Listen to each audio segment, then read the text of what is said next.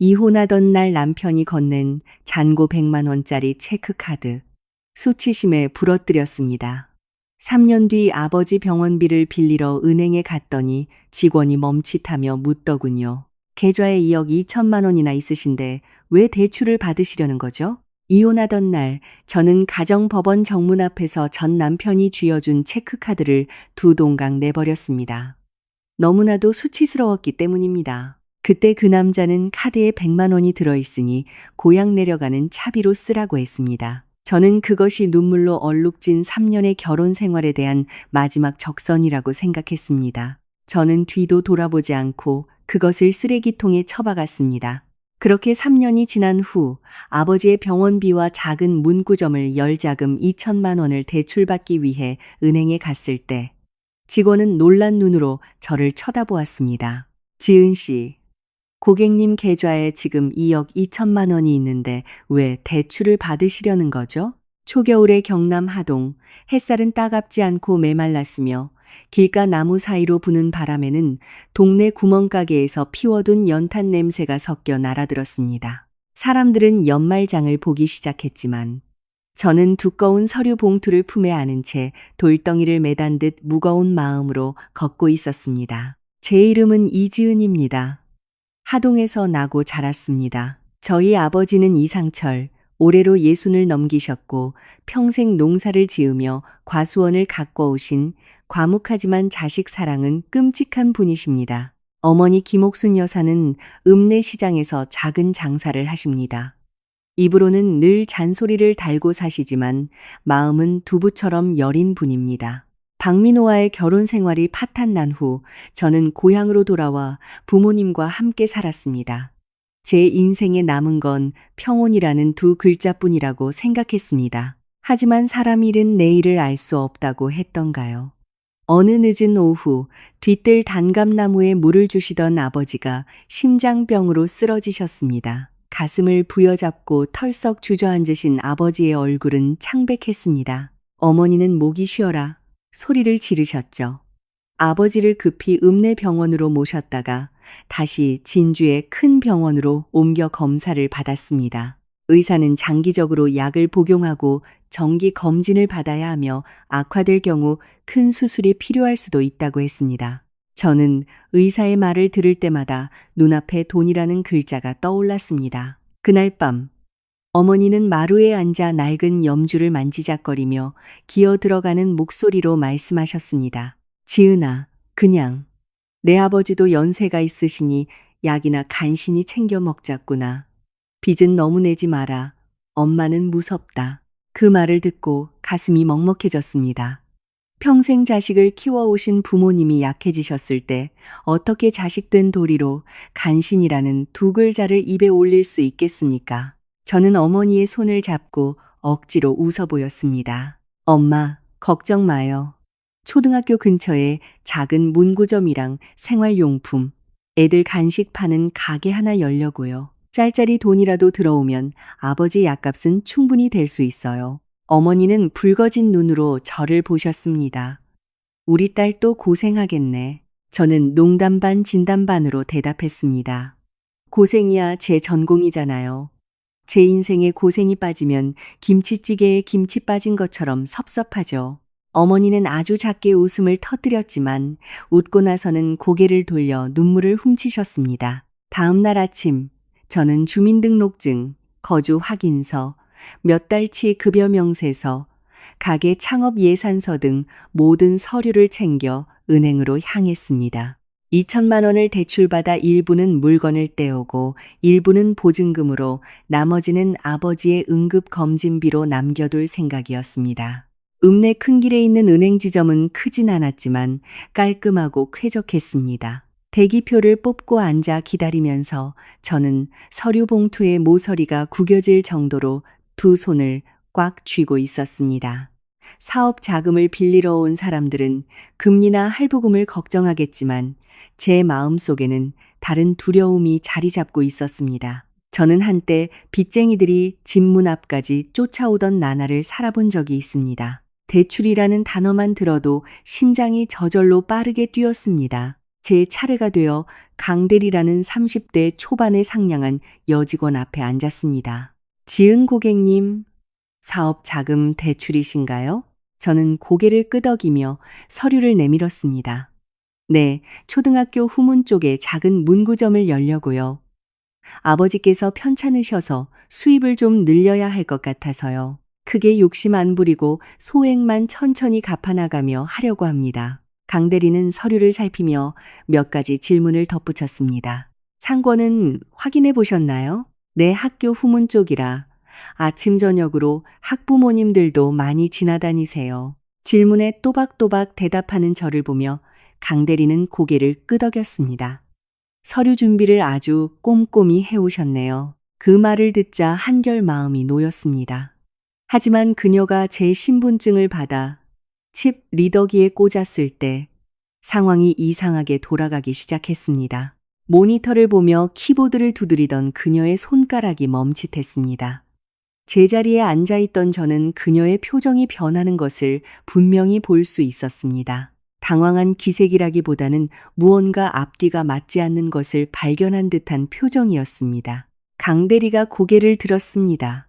고객님, 혹시 예전에 안산에 거주하신 적이 있으신가요? 심장이 살짝 찌릿했습니다.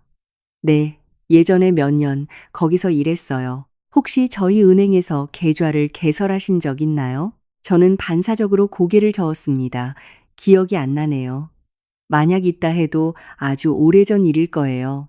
강 대리는 잠시 침묵하더니 다시 물었습니다. 고향으로 내려오시면서 전화번호를 바꾸셨나요? 목이 마르기 시작했습니다. 네, 예전 번호는 없앴어요. 그녀는 모니터를 제 쪽으로 살짝 돌리며 목소리를 낮췄습니다. 지은 고객님, 시스템에 고객님 명의로 된 입출금 계좌가 하나 뜨네요. 몇 년 전에 개설된 계좌인데 등록된 번호는 예전 번호고 연락처 주소는 안산으로 되어 있습니다. 그런데 이 계좌에 지금 잔고가 꽤 큽니다. 저는 미간을 찌푸렸습니다. 꽤 크다니. 얼마나 되는데요? 강 대리는 어떻게 말해야 할지 망설이는 듯 저를 보다가 천천히 대답했습니다. 2억 2천만 원입니다. 그 말을 듣는 순간 귀가 윙윙거렸습니다. 밖에서 대기번호를 부르는 소리가 아득하게 멀어졌습니다. 저는 잘못 들은 줄 알고 그녀를 쳐다보았습니다. 네? 4천이요. 아니요. 2억 2천만 원입니다. 저는 헛웃음을 쳤지만 웃음소리가 목에 걸렸습니다. 뭔가 착오가 있는 게 분명해요. 저한테 그런 돈이 있다면 2천만 원 빌리러 여기까지 안 왔겠죠. 평생 벌어도 못 모을 돈인데요. 강 대리는 웃지 않았습니다. 그녀는 신분증, 생년월일, 이전 서류 번호를 다시 확인하고 몇 가지 정보를 더 대조했습니다. 그녀가 키보드를 두드릴 때마다 제 심장은 한 박자씩 더 세게 뛰었습니다. 마침내 그녀가 말했습니다. 착오가 아닙니다, 고객님. 정보가 완벽하게 일치해요. 원하시면 거래 내역을 확인할 수 있도록 입출금 내역서를 뽑아드릴까요? 저는 고개를 끄덕였지만 이미 손은 차갑게 식어 있었습니다. 명세서를 기다리는 동안 머릿속이 엉킨 실타래처럼 복잡해졌습니다. 무슨 계좌? 무슨 카드? 왜 내가 모르는 거지? 그러다 불현듯 과거의 한문이 쾅하고 열리는 것처럼 그 모습이 선명하게 떠올랐습니다. 비가 보슬보슬 내리던 가정법원 앞, 구겨진 셔츠에 다크서클이 짙게 내려앉은 눈을 한 박민호가 제 앞에 서 있었습니다. 그는 낡은 체크카드를 내 손에 쥐어주며 말했습니다. 여기 딱 100만 원 남았어. 고향 내려가는 차비로서. 저는 그 카드를 부러뜨렸습니다. 메마른 플라스틱이 부러지는 소리와 함께 그와 나의 모든 것이 끝났다고 생각했습니다. 고객님, 내역서 꼼꼼히 확인해 보세요. 강 대리가 두꺼운 서류 뭉치를 제 앞에 내려놓았습니다. 고개를 숙이자 잔액 220 00원이라는 숫자가 너무나도 잔인할 만큼 선명하게 눈앞에 나타났습니다. 그 밑으로는 여러 장에 걸친 거래 내역이 있었습니다. 가장 첫 번째 입금액은 시어머니가 돌아가신 직후 입금된 1억 원이었습니다. 그 후로는 매달 50만 원, 100만 원, 200만 원, 때로는 300만 원, 500만 원씩 꾸준히 입금된 작은 금액들이었습니다. 뒤로 갈수록 그 액수는 커졌습니다. 땀으로 축축해진 손바닥으로 페이지를 넘겼습니다. 이것은 누군가 실수로 송금한 돈이 아니었고 하늘에서 뚝 떨어진 행운도 아니었습니다. 3년이라는 긴 시간 동안 누군가가 의도적으로 그리고 끈질기게 남긴 흔적이었습니다. 강 대리가 조심스레 말했습니다. 대부분의 현금 입금 거래가 안산공단 근처 지점들에서 발생했네요. 고객님 명의의 계좌이니 서류상의 돈은 고객님 돈이 맞습니다. 하지만 자금 출처를 모르신다면 확인해 보시는 게 좋을 것 같습니다. 저는 숨이 막힌 채 앉아 있었습니다. 머릿속에는 오직 한 사람의 이름만 떠올랐습니다. 박민호. 제가 남편이라고 불렀던 남자. 달콤한 말로 저를 빛 구덩이로 끌어들였던 남자. 제 첫 아이를 잃게 만든 남자. 수년 전 쓰레기통에 부러진 카드 조각과 함께 내 인생에서 영원히 내던져졌다고 믿었던 남자. 내역서를 덮었지만 손이 너무 떨려 종이 모서리가 부딪히며 바스락 소리를 냈습니다. 강 대리가 걱정스러운 듯 물었습니다. 괜찮으세요? 물 한 잔 가져다 드릴까요? 저는 고개를 저으며 억지로 일어났습니다. 아니요, 감사합니다. 집에 가서 생각을 좀 해봐야겠어요. 은행을 나서자 초겨울의 옅은 햇살이 거리에 깔려 있었습니다.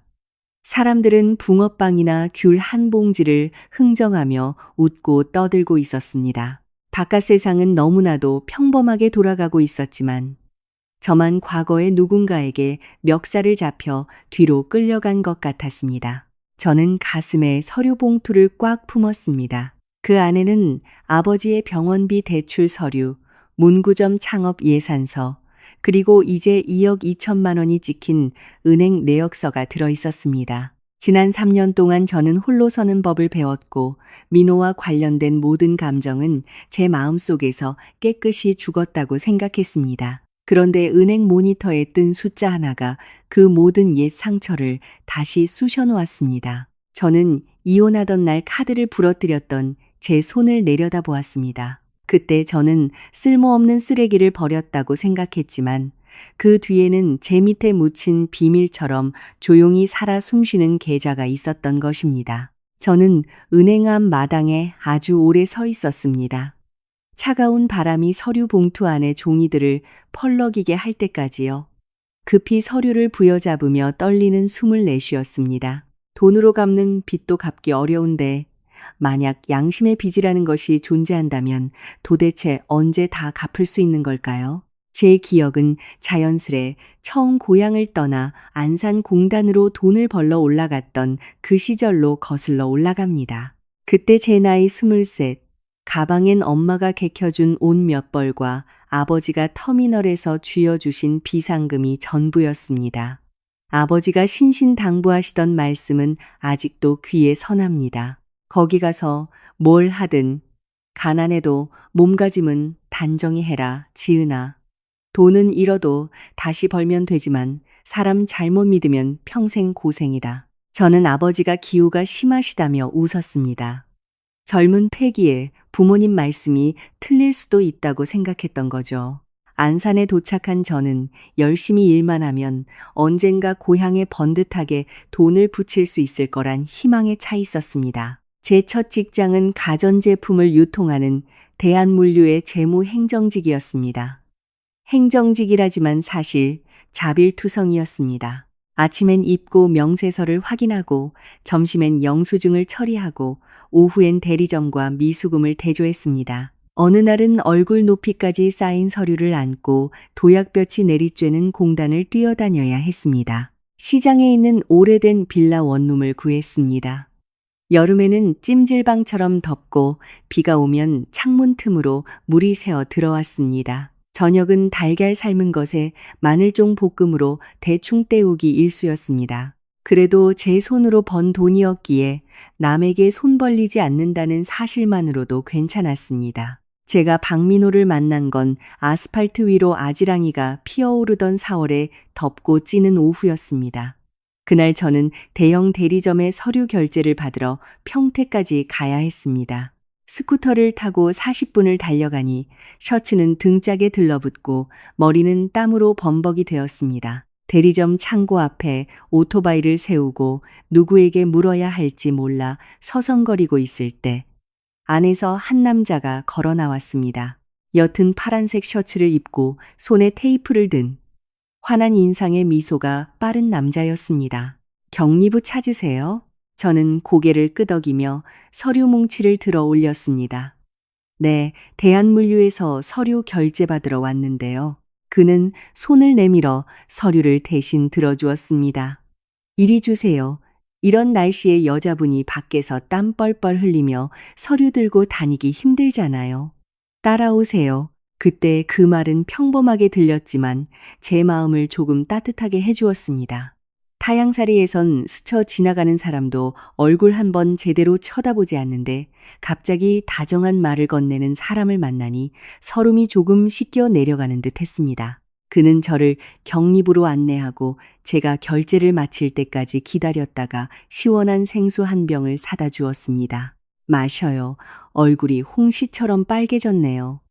회사 돌아가다 길에서 쓰러지면 제가 악당되는 거니까요. 저는 웃음을 터뜨렸습니다. 그의 말투는 예의를 갖추면서도 너무 가볍지 않은 묘한 매력이 있었습니다. 처음 본 여자에게 수작을 부리는 가벼운 남자가 아니라 오래 알던 사람처럼 적당히 친근했습니다. 그때 저는 그가 그 회사에서 배송과 대리점 관리를 맡고 있는 박민호라는 사실을 알게 되었습니다. 저보다 8살이 많았고 그 역시 시골에서 올라와 안산에서 자리 잡으려 애쓰고 있었습니다. 그는 여주에 늙으신 부모님이 계시고 외아들이라 어떻게든 번듯하게 성공해서 효도하고 싶다고 했습니다. 효도라는 두 글자에 저는 왠지 모를 호감을 느꼈습니다. 시골에서 부모님의 고생을 보고 자란 저는 가족을 위할 줄 아는 사람에게 쉽게 마음이 흔들렸습니다. 그 후로 두 회사가 거래를 자주 하면서 저와 민호는 자주 마주쳤습니다. 제가 대리점에 갈 때마다 그는 제 이름을 잊지 않고 불렀습니다. 어느 날 제가 스쿠터 스탠드가 헐거워 애를 먹고 있자 그가 다가와 고쳐주었습니다. 갑자기 소나기가 내리던 날에는 여분의 우비를 건네주기도 했죠. 비야 맞으면 마르지만 아프면 며칠 일당 날아가니까 아깝잖아요. 제가 농담 삼아 우리 회사 재무팀장님 같으시네요. 제 일당까지 챙겨주시고 라고 하자. 그는 시구쓰며 그럼요. 피같이 번 돈인데 하루라도 아프면 손가락 베인 것보다 더 아프죠. 라고 대답했습니다. 민호의 입은 늘 그랬습니다. 어떤 말을 해도 이치에 맞았고 약간의 재치가 섞여 있어 미워하기 힘든 사람이었죠. 나중에야 깨달았지만 어떤 사람들은 처음부터 거짓말을 할 필요가 없습니다. 그저 상대방이 결핍을 느끼는 부분에 딱 맞는 말만 해주면 상대방이 스스로 마음의 문을 열어주니까요. 한 번은 길 한가운데서 스쿠터가 퍼진 적이 있었습니다. 회사 선배인 선영 언니에게 전화했지만 언니는 회의 중이었습니다. 왠지 모르게 저는 민호에게 전화를 걸었습니다. 그는 땀을 뻘뻘 흘리며 금세 달려왔고 제 오토바이를 수리센터에 밀어 넣으며 잔소리를 했습니다. 간도 크네요. 이런 고물 스쿠터를 타고 장거리를 뛰다니. 딴 사람 불렀으면 감정 노동비까지 청구했을걸요? 저는 민망하기도 하고 웃기기도 했습니다. 말씀하시는 게 꼭 코미디언 같아요. 사는 것도 퍽퍽한데 웃음이라도 없으면 사람 미치잖아요. 그날 이후 우리는 더 자주 연락을 주고받았습니다. 민호는 서두르지 않았습니다. 밥 먹었어요. 오늘 안 힘들었어요. 주말엔 고향 가요. 가랑비에 옷 젖듯 사소한 질문들이 쌓여갔습니다. 저는 하동에 계신 부모님 이야기, 시장에서 장사하시는 어머니, 과수원 농사가 잘 될 때도 있고 망칠 때도 있는 아버지 이야기를 털어놓았습니다. 그는 아주 진지하게 들어주었습니다. 어느 날 그는 난 부모님 생각할 줄 아는 여자가 좋더라. 자기 뿌리를 아낄 줄 알아야 가정도 잘 지키거든. 이라고 말했습니다. 그 말은 제 마음에 깊이 남았습니다. 비가 막 그친 어느 날 저녁, 골목 어귀의 국밥집에서 마주 앉았을 때 민호가 고백했습니다. 비싼 꽃이나 선물은 없었습니다. 양철 지붕에서 떨어지는 빗방울 소리만이 들리는 소박한 자리였죠. 그는 저를 한참 바라보더니 말했습니다. 지은아, 나 진짜 가진 게 없어. 집도 없고 차도 없고 모아둔 돈도 별로 없어. 하지만 네가 나랑 함께 해준다면 널 혼자 울게 두진 않겠다고 약속할게. 국밥 그릇을 내려다보던 제 눈시울이 붉어졌습니다. 여자는 때론 대단한 약속보다 내가 울 때 곁에 있어 주겠다는 그 한마디가 필요합니다. 그렇게 저는 그의 마음을 받아들였습니다. 몇 달 뒤 민호는 저를 따라 하동으로 내려와 부모님께 인사를 드렸습니다. 그날 어머니는 된장찌개를 끓이고 불고기를 잔뜩 재우셨습니다. 아버지는 상석에 앉아 평소처럼 과묵하게 민호의 고향, 직업, 부모님에 대해 몇 가지 물으셨습니다. 민호는 깍듯하게 네, 아버님, 네, 어머님 하며 대답했습니다. 식사가 끝나고 그는 귀한 손님처럼 앉아 차를 마시는 대신 소매를 걷어붙이고 상을 치우더니 부엌으로 설거지까지 도왔습니다. 어머니는 그 모습을 보고 저를 뒤뜰로 데려가 속삭이셨습니다. 저 녀석 집안일 돕겠다고 허리 굽히는 거 보니 영싹수가 없는 놈은 아니네. 남자는 입에 발린 소리 잘하는 것보다 아내 일 거들어줄 줄 아는 게 진짜 백이다. 그 말을 들으니 뱃속이 간질간질할 만큼 기뻤습니다. 그때 저는 몰랐습니다. 민호의 그 입에 발린 소리가 훗날 제 인생을 가장 비참하게 만들 무기가 될 줄은요. 민호와 다시 안산으로 올라가기 전 아버지는 마당에 서서 뒷짐을 진 채 저를 한참 동안 바라보셨습니다. 네가 누굴 만나든 반대는 안 한다만 결혼할 사람을 볼 때는 달콤할 때만 보지 말고 힘들 때 어떻게 구는지를 봐야 한다. 저는 아버지를 껴안고 웃었습니다. 걱정 마세요, 아빠. 민호 씨 저 엄청 아껴줘요. 아버지는 더 이상 말씀 없이 짧은 한숨만 내쉬셨습니다. 지금 생각해보면 인생의 반환점을 돈 아버지는 제가 보지 못한 민호의 눈빛 속 무언가를 보셨던 것 같습니다. 하지만 그때 저는 사랑에 빠져 있었습니다. 여자가 사랑에 빠지면 주변에서 아무리 횃불을 밝혀주어도 안개 속을 걷는 것을 즐기게 마련입니다. 저는 민호를 믿었습니다. 순진한 시골 처녀의 첫 보금자리에 대한 설렘을 가득 담아서요. 아무것도 가진 게 없는 남자라도 저와 함께라면 모든 걸 이룰 수 있을 거라 믿었습니다. 그 믿음이 저를 제 인생 가장 굴욕적인 날들로 끌고 갈 줄은 상상도 못한 채 말입니다. 저희의 결혼식은 조촐했습니다. 하동 고향집에서 동네 사람 몇십 명을 모시고 밥 한 끼 대접하며 축하 인사를 나누는 게 전부였습니다. 어머니는 새벽 3시부터 잔치 음식을 만드셨고 아버지는 혹여나 의자나 음료수가 모자랄까 묵묵히 뛰어다니셨습니다. 말은 없으셨지만 기쁨과 걱정이 교차하고 있다는 걸 저는 알 수 있었습니다. 제가 차에 오르기 전 어머니는 저를 방으로 끌고 가 낡은 천주머니를 손에 쥐어주셨습니다. 그 안에는 숭근 반지와 어머니가 평생 모아두신 금붙이 몇 개가 들어있었습니다. 엄마가 해줄 수 있는 건 많지 않지만 살다가 무슨 일 생기면 이거라도 비상금으로 써라. 저는 어머니를 안고 눈시울을 붉히며 웃었습니다.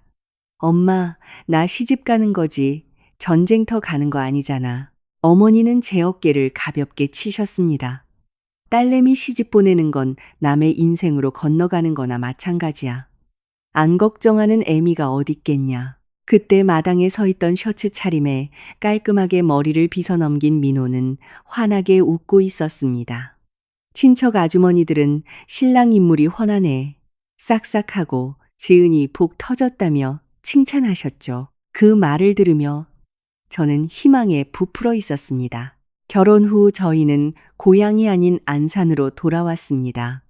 노동자들이 모여 사는 좁은 골목 안쪽에 낡은 빌라 반지하 방이 신혼집이었습니다. 햇볕이 잘 들지 않아 꿉꿉했지만 빨래를 넣을 수 있는 작은 베란다가 있고 작은 식탁을 놓을 부엌이 있어 저는 만족했습니다. 첫날 밤 저는 허리가 끊어질 듯 바닥을 닦았고 민호는 전구를 갈고 물이 새는 수도꼭지를 고쳤습니다. 밤 9시가 다 되어서야 마주 앉아 밥을 먹었습니다. 식탁엔 달걀말이, 된장찌개, 김치가 전부였습니다. 민호가 달걀을 제 밥그릇에 올려주었습니다. 저는 웃으며 말했습니다. 우리 집 개업 첫날 치고 이 정도면 성찬이네. 나중에 돈 많이 벌면 고기 잔뜩 들어가는 큰 냉장고 하나 사줘. 저는 밥을 먹으며 미소 지었습니다. 일단은 제때 밥 먹으러 들어오는 것만 약속해줘. 냉장고는 천천히 사도 되니까. 민호는 가슴을 치며 장담했습니다. 그건 자신 있지. 마누라가 밥 해놨는데 안 들어가는 건 전기밥솥에 대한 예의가 아니지. 민호의 능청스러운 말에 저는 웃음을 터뜨렸습니다. 대단한 집이나 좋은 차를 약속하지 않는 소박한 다짐들이 오히려 저를 안심시켰습니다. 결혼 초기 몇 달은 꽤 평화로웠습니다. 저는 아침에 회사로 출근하고 민호는 배송을 나갔습니다. 저녁에 일찍 끝나는 사람이 시장을 봤습니다. 여유가 있는 날엔 김치찌개에 돼지고기를 듬뿍 넣고 끓였고 돈이 쪼들리는 날엔 나물 반찬으로 때웠지만 민호는 반찬 투정 한 번 없었습니다. 여보가 해준 밥은 나중에 백반집 차리면 사거리까지 줄 설 맛이야. 저는 눈을 흘겼습니다. 입에 발린 소리 좀 그만해. 밥이 설 익었는데도 맛있대. 민호는 씩 웃었습니다. 설 익은 밥도 마누라가 정성으로 지으면 별미가 되는 거지. 이게 바로 결혼 생활의 참맛 아니겠어? 저는 핀잔을 주었지만 속으로는 행복했습니다. 남편이 제 시간에 들어와 따뜻한 밥을 함께 먹고 나를 웃게 만드는 것, 그것만으로도 족하다고 생각했습니다. 월말이 다가오던 어느 늦은 오후, 민호가 평소보다 일찍 퇴근했습니다. 헬멧을 책상에 내려놓으며 그가 말했습니다. 내일 반차 좀 낼 수 있어. 은행 좀 가자. 채소를 다듬던 제가 고개를 들었습니다. 은행은 왜? 계좌 하나 만들려고 자기 이름으로. 저는 의아했습니다. 나 회사 월급 통장이 있잖아. 민호는 의자를 끌어다 제 곁에 앉으며 평소답지 않게 진지한 목소리로 말했습니다. 그건 월급 통장이고 이건 우리 부부 비상금 통장. 푼돈이라도 생기면 여기다 차곡차곡 모으자고. 나중에 집도 사고 애도 낳고 미래를 대비해야지. 애도 낳고라는 말에 얼굴이 화끈거렸습니다. 채소 바구니로 고개를 숙이며 작게 말했습니다. 벌써부터 너무 앞서가는 거 아냐? 민호는 부드러운 눈빛으로 저를 보았습니다. 앞서가야지. 가장이 됐으면 내일을 볼 줄 알아야지. 오늘 번 돈 오늘 다 쓰면 밑 빠진 독에 물 붓기랑 뭐가 달라. 그 말을 들으니 마음이 사르르 녹았습니다. 참 바른 사람을 골랐구나. 저축을 이야기하고 아내와 아이의 미래를 걱정하는 남자라면 절대 나쁜 사람일 리 없다고 굳게 믿었죠. 다음 날 민호는 저를 은행으로 데려가 서류 작성을 도와주었습니다. 제 이름으로 당시 제가 안산에서 쓰던 번호로 계좌가 개설되었습니다. 직원이 새 체크카드를 건넸을 때 저는 왠지 모르게 코끝이 찡했습니다. 작은 플라스틱 조각 하나에 우리 부부의 꿈이 다 들어있는 것 같았습니다. 은행을 나와 민호가 카드를 햇빛에 비춰보며 말했습니다. 이게 우리 집 미래의 쌀독이야. 앞으로 이 안에 차곡차곡 채워 넣자고. 제가 웃으며 물었습니다. 이거 자기가 가질래?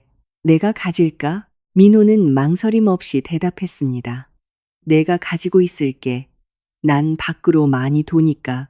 돈 입금하거나 확인할 때 편하잖아. 어차피 명의는 자기 건데 내가 어떻게 꿀꺽하겠어. 안 그래. 저는 아무런 의심도 하지 않았습니다.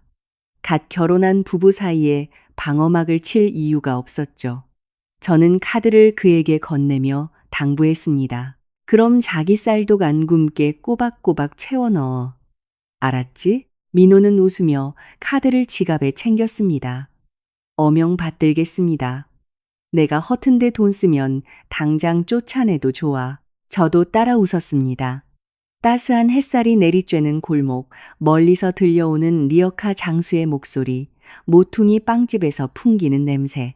그 평범한 일상 속에서 이 카드가 훗날 이혼하는 날 제 손에 쥐어질 낡고 수치스러운 흉터가 될 줄은 꿈에도 몰랐습니다. 계좌를 연 후 저는 씀씀이를 더 줄였습니다.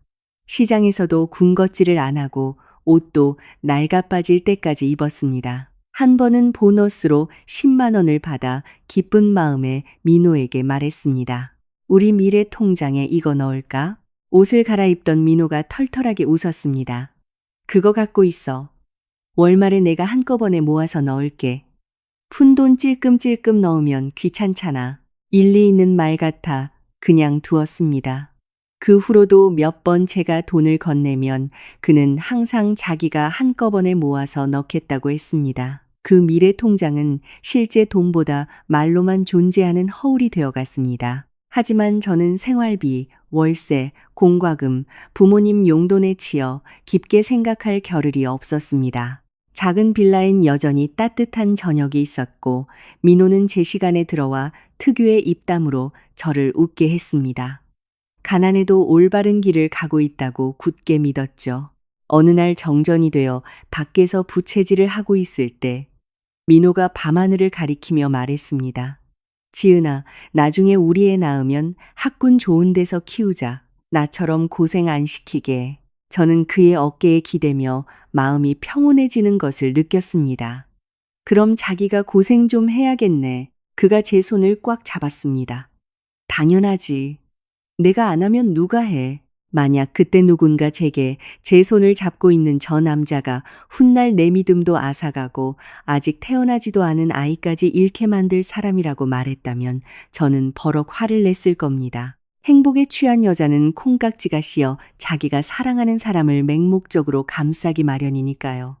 균열이 생기고 있어도 저는 희망이라는 포장지로 그것을 덮어버렸습니다. 결혼 생활의 균열은 항상 요란한 굉음과 함께 찾아오는 것이 아닙니다. 처음엔 스스로 내가 너무 예민한가 자책할 정도로 아주 작고 사소한 것에서부터 시작됩니다. 결혼한 지 반년이 지날 무렵 민호의 귀가 시간이 늦어지기 시작했습니다. 신혼 초엔 6시 반, 늦어도 7시엔 집에 오던 사람이 8시, 9시가 넘도록 오지 않았습니다. 차려놓은 밥상은 식었다가 다시 데우기를 반복했고 찌개는 짜게 졸아붙었습니다.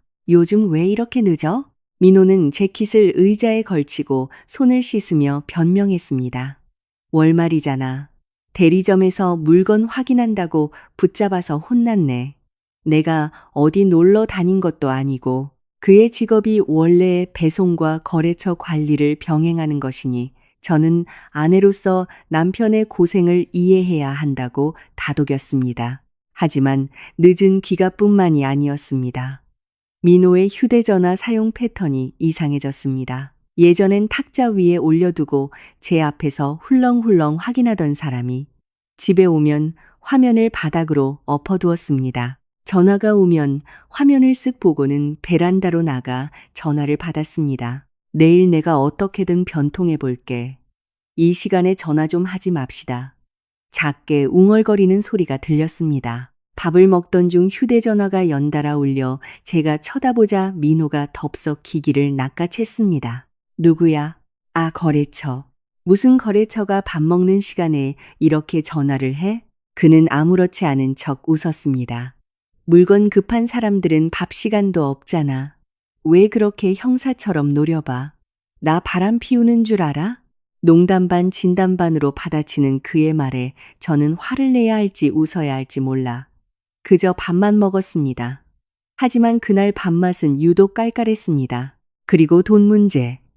저는 평소에 생활비, 공과금, 교통비를 현금으로 봉투에 나눠 서랍에 보관하는 습관이 있었습니다. 가난하게 자라서 돈이 어디로 새는지 철저히 관리하는 편이었죠. 그런데 어느 날 서랍을 열어보니 5만 원이 비었습니다. 잘못 기억했나 싶어 넘겼는데 며칠 뒤 10만 원이 또 비었습니다. 그날 밤 저는 민호에게 서랍에서 돈 가져갔냐고 물었습니다. 누워서 스마트폰을 보던 그가 벌떡 일어났습니다.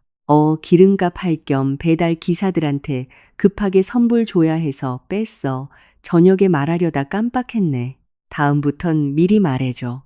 항목별로 나눠 놓은 건데 비어 있으면 헷갈리잖아. 민호가 제 어깨를 감싸며 달랬습니다. 알았어, 알았어. 우리 집 재무부 장관님. 내가 잘못했네. 근데 부부 사이에 몇만 원 가지고 너무 팍팍하게 굴지 마. 내가 무슨 도둑질이라도 한 것 같잖아. 저는 그의 손을 살짝 밀어냈습니다. 돈이 아까워서가 아니라 나 모르게 빼가는 게 싫어서 그래. 그는 진지한 척 한숨을 쉬었습니다. 알겠습니다. 다음부턴 우리 지은 장관님께 서면으로 보고서 올리겠습니다. 그의 너스레에 저는 불쾌감을 느끼면서도 결국 웃고 말았습니다. 늘 이런 식이었습니다. 진지한 대화를 하다가도 농담을 섞으며 져주는 척하면 화가 절반은 수그러들곤 했죠. 사라지는 건 돈뿐만이 아니었습니다. 일요일 아침 집안을 청소하다 보니 결혼할 때 아버지가 주신 전동 드릴이 안 보였습니다. 아버지가 도시에 살면 필요할 거라며 챙겨주신 오래됐지만 튼튼한 드릴이었죠. 민호에게 묻자 그는 뒷머리를 긁적였습니다. 아, 창고 직원 태호가 침대 고친다고 빌려갔어. 내일 가져올 거야. 저는 아무 말도 하지 않았습니다. 며칠 뒤엔 새로 산 선풍기가 안 보였습니다. 아는 형님 자취방이 너무 더워 며칠만 빌려줬다고 했습니다. 손목 시계가 없어졌을 때는 시이 엿줄을 갈러 보냈다고 했습니다. 변명은 늘 그럴싸했지만 모든 상황을 조합해보니 등골이 서늘해졌습니다. 어느 날 저녁 제가 작정하고 물었습니다. 태호 씨가 드릴은 줬어. 물을 마시던 민호가 멈칫하더니 답했습니다.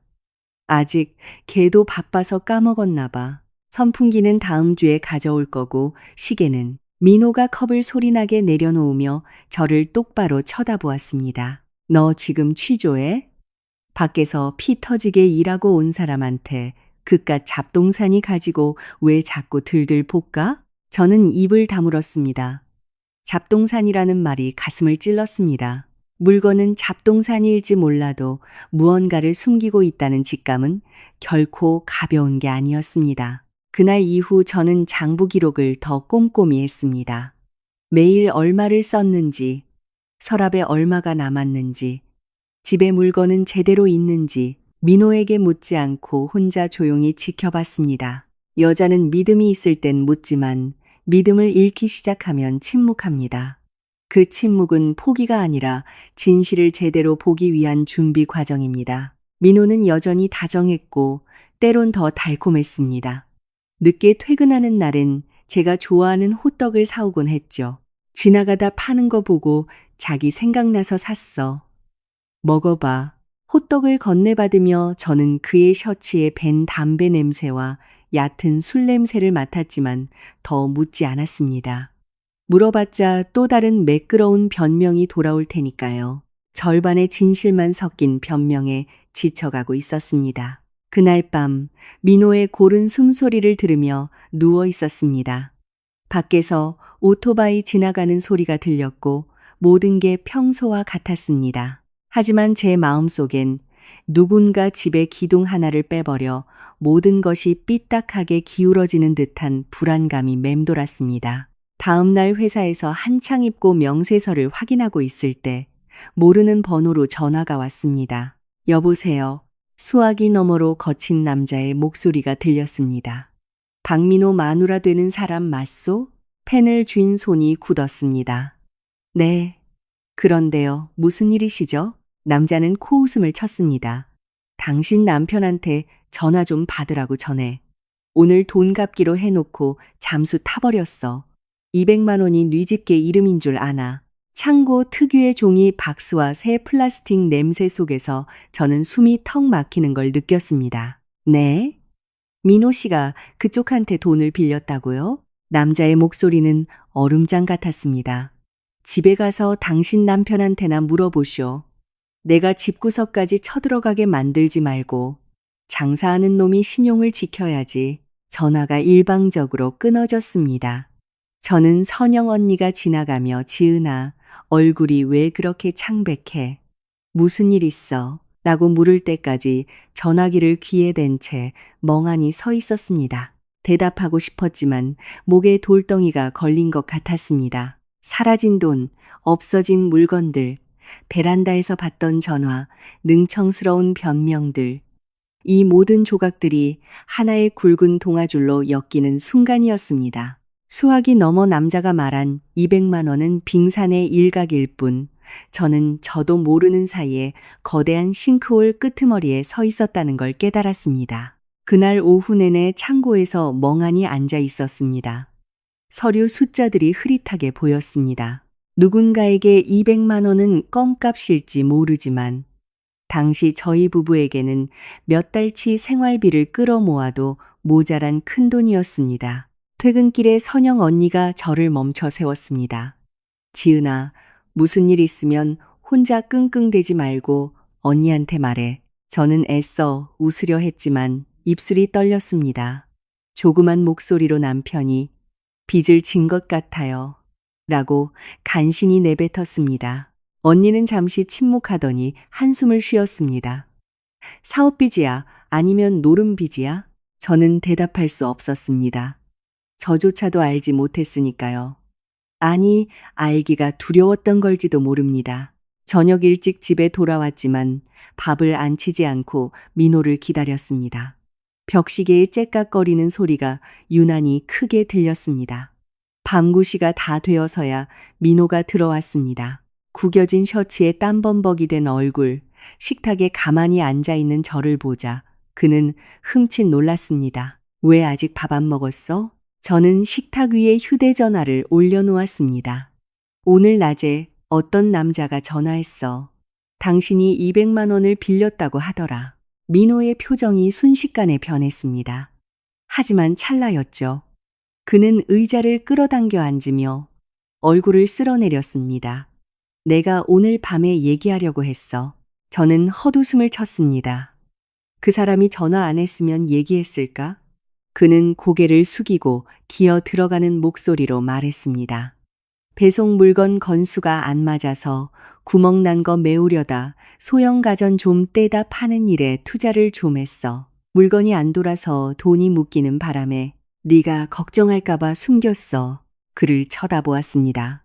변명은 너무나 매끄러웠습니다. 적당히 불쌍해 보이고 적당히 합리적이었죠.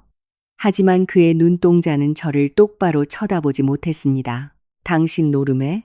민호가 고개를 번쩍 들었습니다. 누가 그래? 내가 바보야? 그런데 손대게. 그럼 왜 오늘 돈 준다 해놓고 잠수를 타서 사람을 집까지 찾아오게 만들어? 그가 자리에서 일어나 제 어깨를 감싸 쥐었습니다. 지은아, 날 믿어. 속인 건 잘못했지만 헛짓거리는 안 했어. 우리 집 더 잘 살아보려고 돈 좀 벌어보려 한 거야. 남한테 아쉬운 소리 하며 돈 빌릴 때 내 속은 편했겠어? 그의 눈시울이 붉어지는 걸 보자 저는 화를 내야 할지 동정해야 할지 알 수 없어 혼란스러웠습니다. 남자의 눈물은 참 비겁합니다. 민호는 제 발밑에 털썩 주저앉아 목매인 소리로 빌었습니다. 이번 한 번만 도와줘. 이거 갚으면 절대 다신 손 안 댈게. 나 너 잃기 싫어. 마음속이 엉망진창이었습니다. 화가 나면서도 두려웠습니다. 채권자가 집에 쳐들어오면 이웃들이 알게 될 테고 아직 잉크도 안 마른 결혼 생활이 남들 앞에 수치스럽게 까발려질까봐 겁이 났습니다. 다음 날 저는 선영 언니에게 150만 원을 빌렸습니다. 언니는 돈을 건네며 저를 빤히 쳐다봤습니다. 지은아, 내가 네가 불쌍해서 빌려주는 거지 네 남편 믿고 빌려주는 거 아니다. 이 말 명심해. 저는 목이 맨 채 고개를 끄덕였습니다. 사촌 언니에게서 50만 원을 더 빌리고 제 월급을 전부 끌어모아 200만 원을 민호에게 주었습니다. 그는 돈을 쥐고 저를 꽉 껴안았습니다. 평생 은혜 잊지 않을게. 은혜 갚을 생각 말고 2번 다시 빚쟁이들 때문에 나 부끄럽게 만들지나 마. 민호는 격하게 고개를 끄덕였습니다. 알아, 약속할게. 하지만 민호의 약속은 피약볕 아래 널어놓은 신문지 같았습니다. 멀쩡해 보여도 만지면 바스러져 버리는 그런 약속. 그로부터 3주도 채 지나지 않아 다른 남자가 골목까지 찾아왔습니다. 부엌에서 상추를 씻고 있는데 밖에서 큰 고함 소리가 났습니다. 박민호 집 맞습니까? 손을 닦고 뛰어나가 보니 검은 점퍼를 입고 휴대전화를 든 험상궂은 남자가 서 있었습니다. 당신 남편이 150만 원 빌려가고 전화를 안 받네. 남편한테 빨리 갚으라고 전해. 2번 거름하게 만들지 말고. 저는 얼어붙었고 주변 집들의 문이 삐그덕 열리며 이웃들이 내다보았습니다. 마당을 쓸던 앞집 아주머니도 비지를 멈추고 힐끗거렸습니다. 시장 한복판에서 뺨을 맞은 것처럼 양볼이 화끈거렸습니다. 그날 밤 민호는 또 무릎을 꿇었습니다. 함정에 빠졌어. 앞에 빌린 거 갚으려고 다른 데서 급전 땡긴 건데 돌려막기가 안 됐어. 도대체 빚이 총 얼마야? 그는 입을 다물었습니다. 그 침묵이 제 등골을 오싹하게 만들었습니다. 저는 울지도 않았습니다. 종이와 펜을 꺼내와 그가 빚진 금액을 일일이 적게 했습니다. 3줄을 적고 민호의 손이 멈췄습니다. 고작 3줄이었지만 합치면 500만 원이 넘었습니다. 당신 나 말려 죽일 작정이야? 종이를 쥔 제 손이 부들부들 떨렸습니다. 민호가 제 손을 잡았고 그의 눈물이 제 손등 위로 뚝뚝 떨어졌습니다. 엎질러진 물이지만 네가 곁에 있으면 난 다시 일어설 수 있어. 네가 지금 날 버리면 난 죽어. 그 말은 독약 같았습니다. 제 나약함을 인질 삼아 그를 구해주지 않으면 저를 피도 눈물도 없는 악녀로 만들어버리는 올감이었죠. 결국 저는 제가 가진 모든 것을 팔아치우기 시작했습니다. 결혼날 어머니가 쥐어주신 순금 반지를 금은 방에 가져갔습니다. 주인이 돈을 내어줄 때 저는 거울에 비친 제 텅 빈 손가락을 보며 하염없이 눈물을 흘렸습니다. 그건 단순한 금부치가 아니라 어머니의 땀과 눈물, 저를 지켜주길 바랐던 기도였습니다. 그걸 남편의 달아빠진 약속과 맞바꿔버린 겁니다. 선영 언니는 창고 뒤에서 저를 꾸짖었습니다. 지은아, 정신 차려. 남들은 자본금으로 사업하는데 내 남편은 빚으로 돌려막기 하고 있잖아. 그렇게 도와주는 건 밑빠진 독에 물 붓기야. 저는 고개를 푹 숙였습니다. 알아요. 알지만 참아 버릴 수가 없어요. 언니는 한숨을 쉬었습니다. 사람 불쌍히 여기는 건 죄가 아니지만 남의 집 고치겠다고 자기 집 기둥 뽑아 태우는 건 바보짓이야. 머리로는 이해했지만 행동으로 옮기질 못했습니다. 민호는 제 동정심을 자극하는데 도가 터 있었습니다. 어떤 날은 한없이 불쌍하게 굴었고 어떤 날은 비를 맞으며 제가 좋아하는 만두를 사들고 와 기다렸습니다. 제가 마음을 독하게 먹으려 할 때마다 그는 부드러운 목소리로 속삭였습니다. 나한텐 너밖에 없어, 지은아. 나 버리지 마. 그 너밖에 없다는 말이 보이지 않는 사슬처럼 저를 옥죄었습니다. 원망스러우면서도 쳐낼 수가 없었죠. 채권자들의 독촉은 점점 심해졌습니다. 모르는 번호가 뜰 때마다 심장이 덜컥 내려앉았습니다. 달래듯 말하는 사람도 있었고 협박하는 사람도 있었으며 남편 빚은 아내 빚이기도 하니 똑바로 해라는 문자도 날아왔습니다. 겁주기용이란 걸 알면서도 두려웠습니다. 밤마다 집 앞에 차가 서는 소리만 나도 화들짝 깨어났습니다. 어느 날 민호가 입술이 터져 피가 맺힌 채 들어왔습니다. 오토바이 타다 넘어졌다고 했지만 멍든 광대뼈에 손을 대려 하자 그는 움찔하며 피했습니다. 더 묻지 않았습니다. 듣지 않아도 충분히 짐작할 수 있는 아픈 진실이었습니다.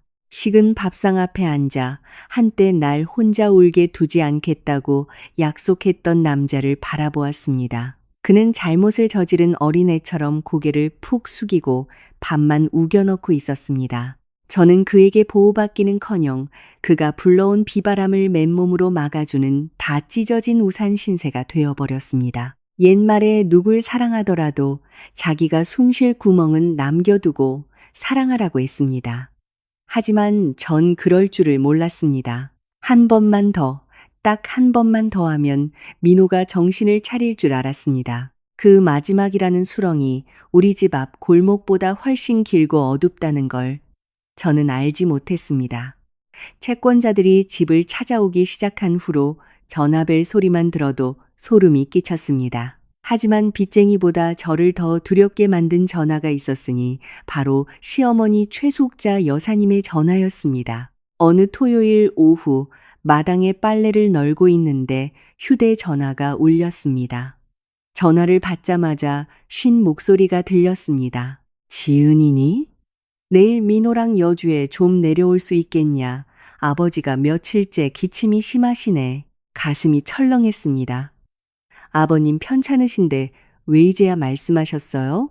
어머니는 잠시 침묵하더니 애써 헛기침을 하셨습니다. 늙으면 다 그런 거 아니겠냐. 그냥 너희 보고 싶어. 그러니 별일은 아니다. 담담하게 말하려 애쓰는 그 목소리가 오히려 저를 더 불안하게 만들었습니다. 저녁에 민호에게 내일 여주에 가자고 했습니다. 스마트폰을 보던 그가 미간을 찌푸렸습니다. 이번 주 나 엄청 바빠. 자기 먼저 내려가. 시간 나면 뒤따라 갈게. 저는 어이가 없었습니다. 아버지가 아프시다는데 도대체 뭘 하길래 바쁘다는 걸까요? 당신이 가면 아버님 병이 낫기라도 해? 사람을 왜 그렇게 매정하게 몰아세워? 그가 짜증 섞인 목소리로 대꾸했습니다. 저는 더 이상 대꾸하지 않고 다음 날 아침 혼자 버스를 타고 여주로 향했습니다. 시댁은 여주 외곽의 낡은 단독 주택이었습니다. 예전엔 낡았어도 마당에 난초 화분도 있고 뒤뜰에 텃밭도 가꿔져 있어 정갈한 느낌을 주었죠. 하지만 그날 대문을 들어서는 순간 가슴이 철렁 내려앉았습니다. 지붕 처마는 칠이 벗겨져 있었고 담벼락 곳곳이 떨어져 나가 있었습니다. 화분의 화초들은 말라 죽어 있었고 아버님이 매일 아침 쓸던 마당엔 낙엽이 수북이 쌓여 있었습니다. 어머니가 마중을 나오셨습니다. 눈에 띄게 수척해진 모습에 머리는 하얗게 새어 있었고 입고 계신 일 바지는 무릎이 다 닳아 있었습니다. 혼자 왔니? 저는 목이 메어 고개를 끄덕였습니다. 네, 민호 씨가 바쁘다고 해서요. 어머니는 피곤한 미소를 지으셨습니다. 일하느라 고생이지, 뭐, 들어가자. 방에 들어서니 아버님은 낡은 나무 평상에 허리를 구부정하게 웅크린 채 수건으로 입을 막고 기침을 하고 계셨습니다. 무뚝뚝하지만 단단했던 그분은 온데간데 없고 볼은 움푹 패고 피부는 흑빛으로 변한 채 손등엔 핏줄만 앙상했습니다.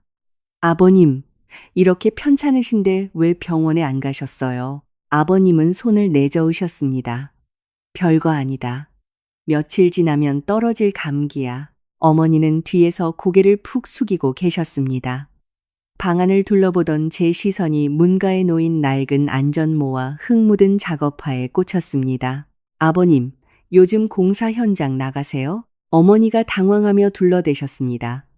아, 아버지가 집에만 있으니 답답하다고 해서 동네 사람 잔심부름 좀 도와주시는 거야. 그때 아버님이 찻잔을 콱 내려놓으셨습니다. 왜 빙빙 돌려 말해. 나 노가다 뛴다. 늙었어도 시멘트 포대나를 힘은 남았어. 이거라도 해야 당신 아들놈 빚을 갚아줄 거 아니야. 그 말에 저는 돌부처처럼 굳어버렸습니다. 어머니는 아버님을 말렸습니다. 여보, 며느리 앞인데 며느리가 장님이냐? 당신이나 숨길 수 있을 줄 알지. 심장이 터질 듯 뛰었습니다. 민호의 빚이 많다는 건 알았지만 그 징그러운 빚의 촉수가 시골에 있는 늙은 부모님의 어깨까지 옥죄고 있을 줄은 상상도 못했습니다. 그날 점심 식사는 모래를 씹는 것 같았습니다. 어머니는 시금치 된장국과 무말랭이 무침, 작은 고등어 반 토막을 내오셨습니다. 제 밥그릇에 반찬을 올려주시며 지은이 너도 살이 많이 내렸네, 많이 먹어라 하셨지만 정작 어머니 밥그릇엔 국물 몇 숟가락만 적셔져 있었습니다. 아버님은 거의 식사를 못하시고 고개를 돌려 기침만 하셨습니다. 밥을 먹고 설거지를 돕는데 뒤뜰 수도가에서 어머니가 제 곁으로 오시더니 떨리는 목소리로 속삭이셨습니다. 지은아, 어미가 면목이 없다. 어머니는 한참을 울먹이다 말을 이었습니다. 민호가 외아들 아니냐. 아버지가 화를 내셔도 속으론 저놈 걱정뿐이야. 자기가 물건 떼오다 막혀서 이번 고비만 넘기면 된다고 하더라. 너 혹시 어디 돈 변통할 데 없니? 한 번만 더 살려주라. 설거지하던 제 손이 멈췄습니다. 어머니, 저도 할 만큼 했어요. 직장 동료, 친척, 저희 친정엄마가 주신 결혼 폐물까지 싹 다 팔아다 줬어요. 저 더 이상 돈 나올 구석 없어요. 어머니는 참았던 눈물을 터뜨렸습니다. 꾹꾹 눌러온 서러움이 터진 울음이었습니다. 안다. 네가 걔한테 얼마나 잘하는지 알아. 하지만 빚쟁이들이 매일같이 협박 전화를 해대는데 늙은 어미가 미치고 팔짝 뛸 노릇이다. 호랑이도 제 새끼는 안 잡아먹는다자니. 코너에 몰린 꼴을 보니 어미로서 눈이 뒤집힌다. 어머니를 바라보는 제 마음엔 분노와 연민이 교차했습니다. 어머니는 악한 분이 아닙니다. 자식을 향한 눈먼 사랑일 뿐이었죠. 하지만 그 사랑이 저까지 함께 수렁으로 끌고 들어가고 있었습니다. 민호 씨가 그렇게 불쌍하세요? 아버님은 안 불쌍하세요? 병든 몸으로 노가다를 뛰시는데 그러다 아버님마저 쓰러지시면 어쩌려고요? 어머니는 행주를 쥐어짜며 고개만 숙이셨습니다. 내가 타일러 봤어. 그랬더니 거의 다 수습돼 간다고 조금만 더 보태주면 된다고 하더라. 저는 허탈하게 웃었습니다. 저한테도 똑같이 말했어요. 오후에 안산으로 돌아가기 전 아버님이 저를 뒤뜰로 부르셨습니다. 푸른 단감 몇 개가 든 비닐봉지를 건네주며 말씀하셨습니다. 신 거 좋아한다길래 챙겼다. 올라가서 먹어라. 봉지를 받아드는 제 눈시울이 붉어졌습니다. 아버님은 저를 한참 지그시 보시더니 말씀하셨습니다. 지은아, 나도 네가 고생하는 거 안다. 도저히 못 버티겠는 날이 오면 널 먼저 구해라. 이 집구석 살리겠다고 내 청춘 썩히지 마라. 저는 깜짝 놀랐습니다. 아버님. 그는 심하게 기침을 하곤 기둥을 짚고 서서 갈라진 목소리로 이어서 말했습니다. 민호는 내 자식이니 내가 가슴이 찢어지지만 사내 자식이 마누라랑 늙은 어미 앞세워서 돈 동냥하게 만드는 건 사람 새끼가 할 짓이 아니다. 어른들이 모른다고 생각하지 마라. 저는 결국 눈물을 쏟고 말았습니다. 시댁 식구 중 누군가가 저 역시 이 사태의 피해자라는 걸 인정해 준 건 그때가 처음이었습니다. 안산으로 돌아온 날 밤 민호에게 아버님이 노가다를 뛰신다는 말을 전했습니다. 베란다에서 담배를 피우던 그는 잠시 침묵하더니 꽁초를 비벼 껐습니다. 아버지가 자존심 세우시는 거야. 집에서 가만히 못 쉬시니까 저러는 거라고. 어이가 없어 헛웃음이 나왔습니다. 말이 되는 소리를 해. 연세가 몇인데 댁빚 갚는다고 막일판을 전전하셔. 민호가 인상을 팍 썼습니다. 내가 모르겠어. 내가 뭐 좋아서 이러는 줄 알아. 나도 미쳐버리겠다고. 그만 좀 쪼아대. 내가 당신을 쪼아대. 당신 빚이 당신 가족들 숨통을 조이고 있는 거잖아. 그는 대답하지 않고 집 밖으로 나가버렸습니다. 화병이 가슴을 꽉 막아 숨쉬기조차 힘들었습니다. 며칠 뒤 기어코 시어머니가 안산까지 저를 찾아오셨습니다. 낡은 옷차림에 빛바랜 천 가방을 든 어머니는 그 가방에서 꼬깃꼬깃한 차용증 몇 장, 파란 볼펜으로 전화번호가 적힌 종이 쪼가리, 고무줄로 묶인 지폐 다발을 꺼내 식탁 위에 올려놓았습니다. 어미가 주변에서 겨우 이만큼 빌렸다. 다들 더는 못 빌려준대. 지은아, 네가 어디서 조금만 더 융통해 볼 수 없겠니? 얘 이번 고비만 넘기면 된다더라. 구겨진 지폐를 바라보는 제 가슴이 칼로 베인 듯 아팠습니다. 저건 돈이 아니었습니다. 한 어머니의 자존심이자 노년의 비참함이며 이리저리 고개 숙여 얻어낸 피눈물이었습니다. 그때 민호에게서 어머니의 휴대전화로 전화가 걸려왔습니다. 손이 떨려 전화를 받지 못하시는 어머니를 대신해 제가 스피커폰으로 연결했습니다. 엄마, 돈 구했어. 나 지금 급해 죽겠어. 그 자리에 아버님은 안 계셨지만 마누라랑 늙은 어미 돈 동냥하게 만드는 건 사람 새끼가 할 짓이 아니다라던 아버님의 목소리가 귓가에 맴돌았습니다. 어머니가 울먹였습니다. 민호야, 엄마 지금 지은이네 와 있다. 얘도 쥐어짜서 이젠 남은 게 없다잖니. 민호는 잠시 입을 다물더니 말했습니다. 알아. 지은이한테 한 번만 더 도와달라고 해. 진짜 거의 다 메꿨단 말이야. 식탁에 놓인 전화를 쳐다보던 저는 온몸에 소름이 돋았습니다. 그의 목소리는 너무나 태연했습니다. 어머니가 늙어가고 아내는 빚을 내고 아버지가 막일 일 안에서 구르는 이 모든 상황이 자신이 위기를 넘기기 위해 당연히 밟고 지나가야 할 과정인 양말하고 있었습니다. 제가 수화기에 대고 소리쳤습니다. 박민호, 대체 얼마나 많은 사람의 피를 빨아먹어야 그놈의 다 메꿨다는 소리가 끝나는 건데. 전화기 너머는 쥐 죽은 듯 고요했고 이내 뚝 끊어졌습니다. 그날 밤 어머니는 저희 집에서 주무셨습니다.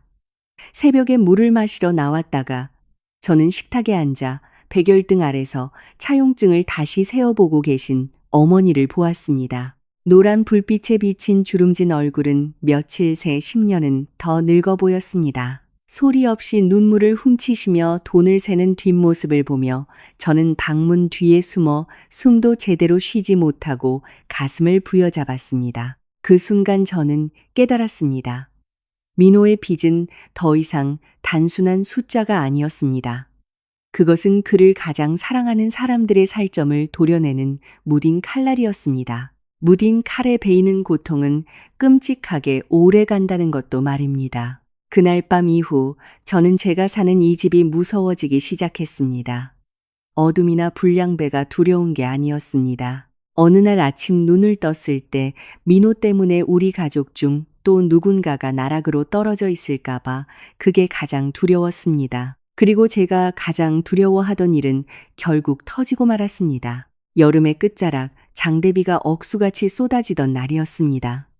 회사에서 일하고 있는데 시어머니에게서 다급한 전화가 왔습니다. 빗소리와 웅성거리는 사람들 소리가 뒤섞인 속에서 어머니의 울부짖음이 들렸습니다. 지은아, 아버지가 쓰러지셨어. 공사장에서 돌아오시다가 마당에 엎어지셨어. 민호 이놈은 전화를 안 받는다. 손발이 차갑게 얼어붙었습니다.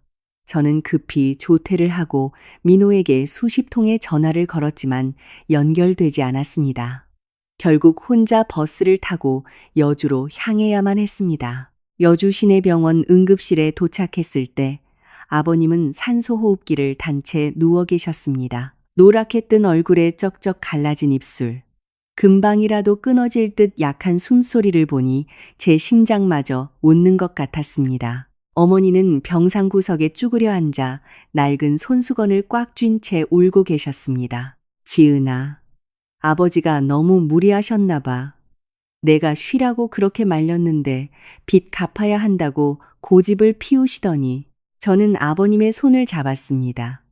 거칠고 투박한 그 손은 얼음장처럼 찼습니다. 말수는 적어도 든든한 산 같았던 분이 거센 태풍을 맞고 쓰러진 고목처럼 누워 계셨습니다. 저녁 늦게서야 민호가 병원에 도착했습니다. 비에 젖은 셔츠에 창백해진 얼굴을 한 그는 아버님을 보자마자 제자리에 얼어붙었습니다. 아버지. 아버님은 아주 힘겹게 눈을 뜨셨습니다. 그는 민호를 꾸짖지도 원망하지도 않았습니다. 그 무거운 침묵이 천마디 욕설보다 더 아프게 찔러왔습니다. 민호는 병상 옆에 무릎을 꿇고 아버님의 손을 잡았습니다. 아빠, 나 왔어. 나 무섭게 왜 이래? 아버님은 가래 끓는 목소리로 간신히 한 글자씩 내뱉으셨습니다. 남자가 잘못을 했으면 고쳐야지. 내미랑 마누라, 더 이상 피눈물 흘리게 하지 마라. 뒤에 서 있던 저도 참지 못하고 오열했습니다. 아버님의 그 말씀은 저를 향한 것이 아니었지만 제가 그동안 억눌러왔던 모든 서러움을 대변해 주는 것 같았습니다. 그날 밤 큰 병원으로 이송되었지만 오랫동안 병들고 지친 노인의 육신은 버티지 못했습니다. 며칠 뒤 아버님은 눈을 감으셨습니다. 장례식은 여주의 낡은 시골집 마당에서 치러졌습니다.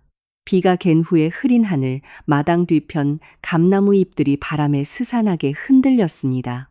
방 안에서는 연불 소리가 낮게 깔리고 향 냄새와 국화꽃 냄새가 슬픔과 뒤섞여 코끝을 찔렀습니다. 민호는 영정 사진 앞에서 바닥에 머리를 박고 짐승처럼 울부짖었습니다. 아버지, 내가 불효자식이야. 일어나서 날 때려줘. 욕을 하라고. 제발 이렇게 가만히 있지 마. 조문을 온 친척들은 혀를 찼습니다.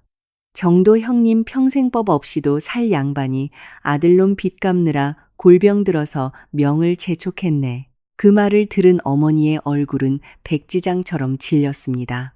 어머니는 영정 사진을 부여잡고 오열하셨습니다. 여보, 내가 저 자식을 너무 오냐오냐 키웠어. 내가 당신을 죽인 거야. 저는 어머니 곁에 앉아 등을 쓸어드리는 것 외에는 아무것도 할 수 없었습니다.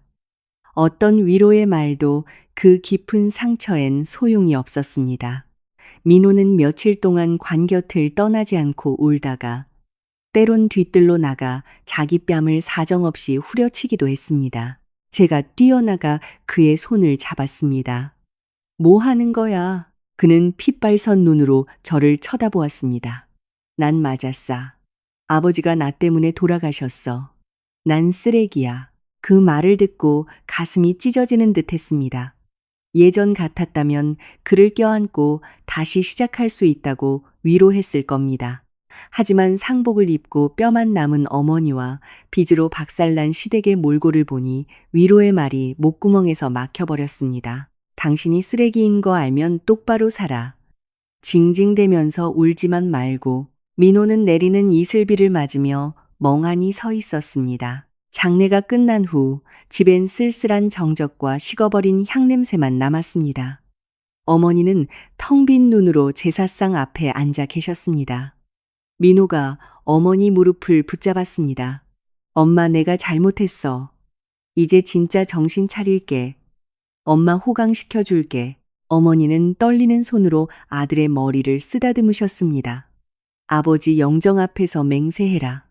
2번 다시 내 아비 눈 못 감게 만들 짓 하지 않겠다고. 민호는 오열하며 고개를 끄덕였습니다. 뒤에 서 있던 제 마음도 조금은 누그러졌습니다. 아버지를 잃은 충격이 이렇게 큰데 아무리 막장인 인간이라도 이번엔 진짜 개과천선하지 않겠나, 그렇게 제 자신을 타일렀습니다. 장례를 치르고 한동안 민호는 달라진 듯 보였습니다. 퇴근도 일찍 했고 휴대전화를 쥐고 밖으로 나가는 일도 없었습니다. 영정 사진 앞을 청소하고 한참 동안 아버지를 부르며 울기도 했습니다. 지은아, 나 진짜 새 사람 될 거야. 제대로 된 직장 구해서 빚 다 갚고 엄마 모실 거야. 아버지를 억울하게 보내드릴 순 없어. 저는 그 말을 믿고 싶으면서도 무서웠습니다. 사랑에 상처받은 여자의 마음이란 참 얄게도 눈앞에 동아줄이 썩은 줄 알면서도 이번엔 안 끊어지겠지 하고 잡게 되는 법이니까요. 말은 그만해. 행동으로 보여줘. 난 더 이상 버틸 힘이 없어. 그는 제 손을 잡았습니다. 알아. 나도 아버지랑 약속했어. 하지만 그의 맹세는 기워 입은 옷과 같았습니다. 입고 다닐 땐 멀쩡해 보이지만 조금만 세게 당기면 바로 찢어지고 마는. 한 달 뒤 저는 민호가 또다시 베란다에서 통화하는 것을 목격했습니다. 목소리는 아주 낮았지만 제 귀엔 똑똑히 들렸습니다. 알았으니까 시간 좀 줘. 우리 엄마 집엔 절대 찾아가지 마. 부엌에서 칼을 쥐고 있던 제 손이 얼어붙었습니다. 그가 방으로 들어오자마자 저는 물었습니다. 당신 또 빚졌어. 그는 화들짝 놀라더니 미간을 구겼습니다. 너 엿들었어? 저는 헛웃음을 쳤습니다. 바싹 마른 웃음이었죠. 자기 아버지가 돌아가셨는데도 정신 못 차린 주제에 나한테 엿들었다고 화를 내. 민호는 의자에 주저앉으며 머리를 쥐어뜯었습니다. 새로 진 빚 아니야. 예전 거 남은 건데 당장 안 갚으면 엄마 집으로 찾아가겠다고 협박하잖아. 그래서 얼마인데? 그는 입을 꾹 다물었습니다. 그 침묵 속에서 저는 끝없는 나락을 보았습니다. 굳이 액수를 듣지 않아도 알 수 있었습니다. 장례식장에서 흘린 눈물, 영정 사진 앞에서의 맹세, 그 모든 것이 그를 구렁텅이에서 건져내지 못했다는 것을요. 그날 밤 시어머니 댁에 전화를 걸었습니다. 어머니는 아버님 사진을 닫고 계시다고 했습니다. 영정 속 무뚝뚝한 아버님이 하나뿐인 불효자식을 노려보는 것 같아 코끝이 찡해졌습니다. 어머니가 물으셨습니다. 민호한테 또 무슨 일 생겼니? 대답하지 않았지만 어머니는 직감하셨는지 한숨을 쉬시더니 조그맣게 흐느끼셨습니다. 여보, 내가 저 자식을 지켜줄 힘이 없네. 그 말에 제 가슴이 미어졌습니다. 밤늦게 안산으로 돌아오며 저는 운전대를 잡고 하염없이 울었습니다. 펑펑 우는 것도 아니고 눈물이 고여 흘러내리면 바람에 마르고 또 흐르는 그런 울음이었습니다. 슬퍼서가 아니라 사람이 아파하고 후회하면서도 똑같은 잘못을 반복한다는 사실이 절망스러웠기 때문입니다. 민호의 눈물은 자기 얼굴에 때를 지울 순 있어도 영혼의 때를 씻어내진 못했습니다. 저는 아버님의 죽음 이후 민호의 빚을 더 이상 일시적인 문제로 볼 수 없었습니다. 그것은 사람 목숨을 앗아갔고 시어머니의 등을 휘게 만들었습니다. 그리고 계속 여기 머문다면 다음 차례는 제 남은 인생이 될 것이란 걸 직감했습니다. 여름의 끝 무렵 끈적한 비가 안산의 공단을 적시던 어느 날 아침 저는 임신 사실을 알게 되었습니다. 화장실 변기에 걸터 앉아 임신 테스트기에 선명하게 떠오른 두 줄을 보며 저는 숨을 멈췄습니다. 기뻐해야 할지 두려워해야 할지 알 수 없었습니다. 그토록 기다렸던 새 생명이 하필 빚과 거짓말로 얼룩진 깨지기 일보 직전의 유리창 같은 결혼 생활 한가운데 찾아온 것입니다. 저는 평평한 아우렛배에 손을 얹고 소리 없이 눈물만 뚝뚝 흘렸습니다. 그날 늦은 밤 집에 돌아온 민호에게 식탁 위 휴지에 싼 테스트기를 조용히 내밀었습니다. 그는 테스트기를 멍하니 바라보다가 순식간에 안색이 변했습니다. 너 임신했어? 제가 고개를 끄덕이자 그는 제 앞에 털썩 무릎을 꿇었습니다. 제 배에 조심스레 손을 얹으며 그의 눈이 붉게 달아올랐습니다. 지은아, 나 아빠 되는 거야? 그를 바라보는 제 마음은 칼에 찔린 듯 아팠지만 동시에 솜사탕처럼 녹아내렸습니다. 당신이 아빠가 된다는 걸 기억한다면 이제 사람답게 살아. 나 진짜 더는 못 버텨. 그는 격하게 고개를 끄덕였습니다. 약속할게. 진짜 우리 애를 걸고 모든 걸 다 끊어낼게. 밑바닥부터 다시 시작할 테니 한 번만 더 날 믿어줘. 우리 애를 걸고라는 말이 저를 무장해제시켰습니다. 여자는 뱃속의 아이를 생각하면 강철 같은 마음도 물러지게 마련입니다. 저는 이것이 하늘이 우리 부부에게 준 마지막 동아줄일지도 모른다고 스스로를 위로했습니다. 처음 며칠 동안 민호는 정말 달라진 듯 보였습니다. 일찍 퇴근해서 임산부용 두유와 오렌지를 사왔고 어떤 날은 손수 소고기 야채죽을 끓여주기도 했습니다. 그가 끓인 죽은 소금통을 엎은 것처럼 짰습니다. 두 숟가락을 먹고 제가 인상을 찌푸리자 그는 머쓱하게 웃었습니다. 내가 입만 살았지 요리 솜씨는 템병인가 봐. 저는 오랜만에 풋하고 웃음을 터뜨렸습니다. 그가 안도한 듯 미소 지으며 말했습니다. 그렇게 웃어. 우리 집에 웃음소리 끊긴 지 오래됐잖아. 그때 저는 그래, 이 사람이 정말 변한다면 아이를 위해서라도 다시 해보자고 다짐했습니다. 하지만 그 반짝 평화는 길지 않았습니다. 보름이 채 지나지 않아 민호는 다시 늦기 시작했습니다. 처음엔 배송 물량이 많다고 하더니 나중엔 거래처에서 클레임이 걸렸다고 했습니다. 휴대전화가 울리면 다시 밖으로 나가 전화를 받았습니다. 저는 입덧이 심해져 김치 냄새만 맡아도 헛구역질이 났습니다. 회사 화장실에서 얼굴이 하얗게 질려 토하고 있을 때 선영 언니가 등을 두드려주며 속상해했습니다. 임산부 얼굴이 왜 이렇게 반쪽이야? 내 몸 좀 챙겨. 저는 멋쩍게 웃었습니다. 민호 씨도 지금 노력하고 있거든요. 선영 언니는 한숨을 푹 쉬었습니다.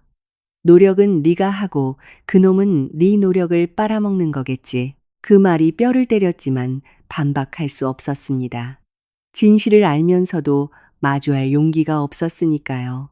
월말에 어느 날 아랫배가 싸하게 아파 평소보다 일찍 조퇴를 하고 집에 왔을 때 민호가 식탁에 앉아 머리를 쥐어뜯고 있었습니다. 불안감이 엄습했습니다. 집에 돈 얼마나 남았어? 저를 보자마자 다짜고짜 묻는 그의 말에 심장이 쿵 내려앉았습니다. 돈은 왜? 그가 안절부절 못하며 집안을 서성였습니다. 새로 빌린 건 아냐. 예전 빚인데 이자가 밀려서 당장 안 막으면 본가로 찾아간대. 저는 식탁 모서리를 부여잡았습니다. 아랫배가 또 한 번 찌릿하게 아팠습니다. 생활비, 산부인과 검진비, 다음 달 월세 빼면 10원 한 장 없어. 민호의 눈빛이 다급해졌습니다. 그럼 장인어른한테 잠깐만 융통해 달라고 하면 안 될까? 진짜 이번 한 번만 막으면 돼. 그 순간 죽을 끓여주며 맹세하던 그의 얼굴과 우리 애를 걸고라는 말이 유리창 깨지듯 산산조각이 났습니다. 당신 미쳤어? 나 지금 당신의 애 가졌어. 평생 흙 파먹고 농사 지은 우리 아빠 돈까지 당신 빗구멍에 밀어넣으라고? 나도 지금 벼랑 끝이야. 네가 내 아내면 내가 죽게 생겼는데 가만히 볼 거야? 어이가 없어 피눈물이 날 것 같았습니다. 당신은 매번 벼랑 끝이지. 그런데 왜 떨어지는 건 항상 나야. 나랑 내 애를 당신 빚 막는 방패막이로 쓰지 마. 제가 처음으로 악에 받쳐 소리를 지른 순간이었습니다. 민호도 말문이 막힌 듯 얼어붙었습니다. 쾅쾅쾅. 그때 대문이 부서질 듯 울리는 소리가 났습니다. 저는 소스라치게 놀랐고 민호는 사색이 되어 문 쪽을 바라보았습니다. 박민호, 문 열어. 안에 있는 거 다 알아. 거친 남자의 목소리가 골목을 울렸습니다. 다세대 주택이라 방음이 안 돼서 옆집 사람들이 수군거리는 소리까지 다 들렸습니다. 누구네 집이야? 또 빚쟁이 왔나 봐. 수치심에 피가 거꾸로 솟는 것 같았지만 온몸은 얼음처럼 차가워졌습니다. 민호는 사시나무 떨듯 떨며 문을 열지 못했습니다. 저를 지켜주겠다던 남자는 온데간데 없고 비바람을 집 안으로 몰고 와놓고는 벌벌 떠는 겁쟁이만 서 있었습니다. 좋은 말 할 때 열고 나와서 얘기해. 동네 망신당하기 전에 문을 걷어차는 소리가 쾅쾅 울릴 때마다 제 아랫배를 날카로운 칼로 도려내는 듯한 통증이 밀려왔습니다. 아, 저는 배를 감싸 안고 주저앉았습니다. 민호가 기겁하며 달려와 저를 부축했습니다. 지은아, 왜 그래? 지은아, 저는 그를 밀쳐내고 싶었습니다. 밖에서 문을 부수는 채권자보다 제 눈앞에 있는 이 남자가 더 끔찍했습니다. 하지만 입술만 달싹일 뿐 소리가 나오지 않았습니다. 식은땀이 등줄기를 타고 흘렀고 눈앞에 좁은 방, 엎어진 식탁 의자, 흔들리는 현관문이 아득하게 흐려졌습니다. 저는 본능적으로 아랫배를 감싸며 속으로 간절히 외쳤습니다. 아가, 안 돼. 그렇게 저는 정신을 잃고 말았습니다. 구독자 여러분, 만약 여러분이 제 입장이었다면 어떻게 하셨겠습니까? 뱃속에 작은 생명을 품은 채 남편의 빚독촉에 시달리며 문이 부서져라 두드리는 소리를 들어야 했다면요. 아직도 그 사람을 한 번 더 믿어줄 수 있으셨을까요? 공감하신다면 댓글을 남겨주시고 이 끔찍했던 체크카드의 뒷이야기를 끝까지 들어주시길 바랍니다. 눈을 떴을 때 가장 먼저 코를 찌른 건 독한 소독약 냄새였습니다.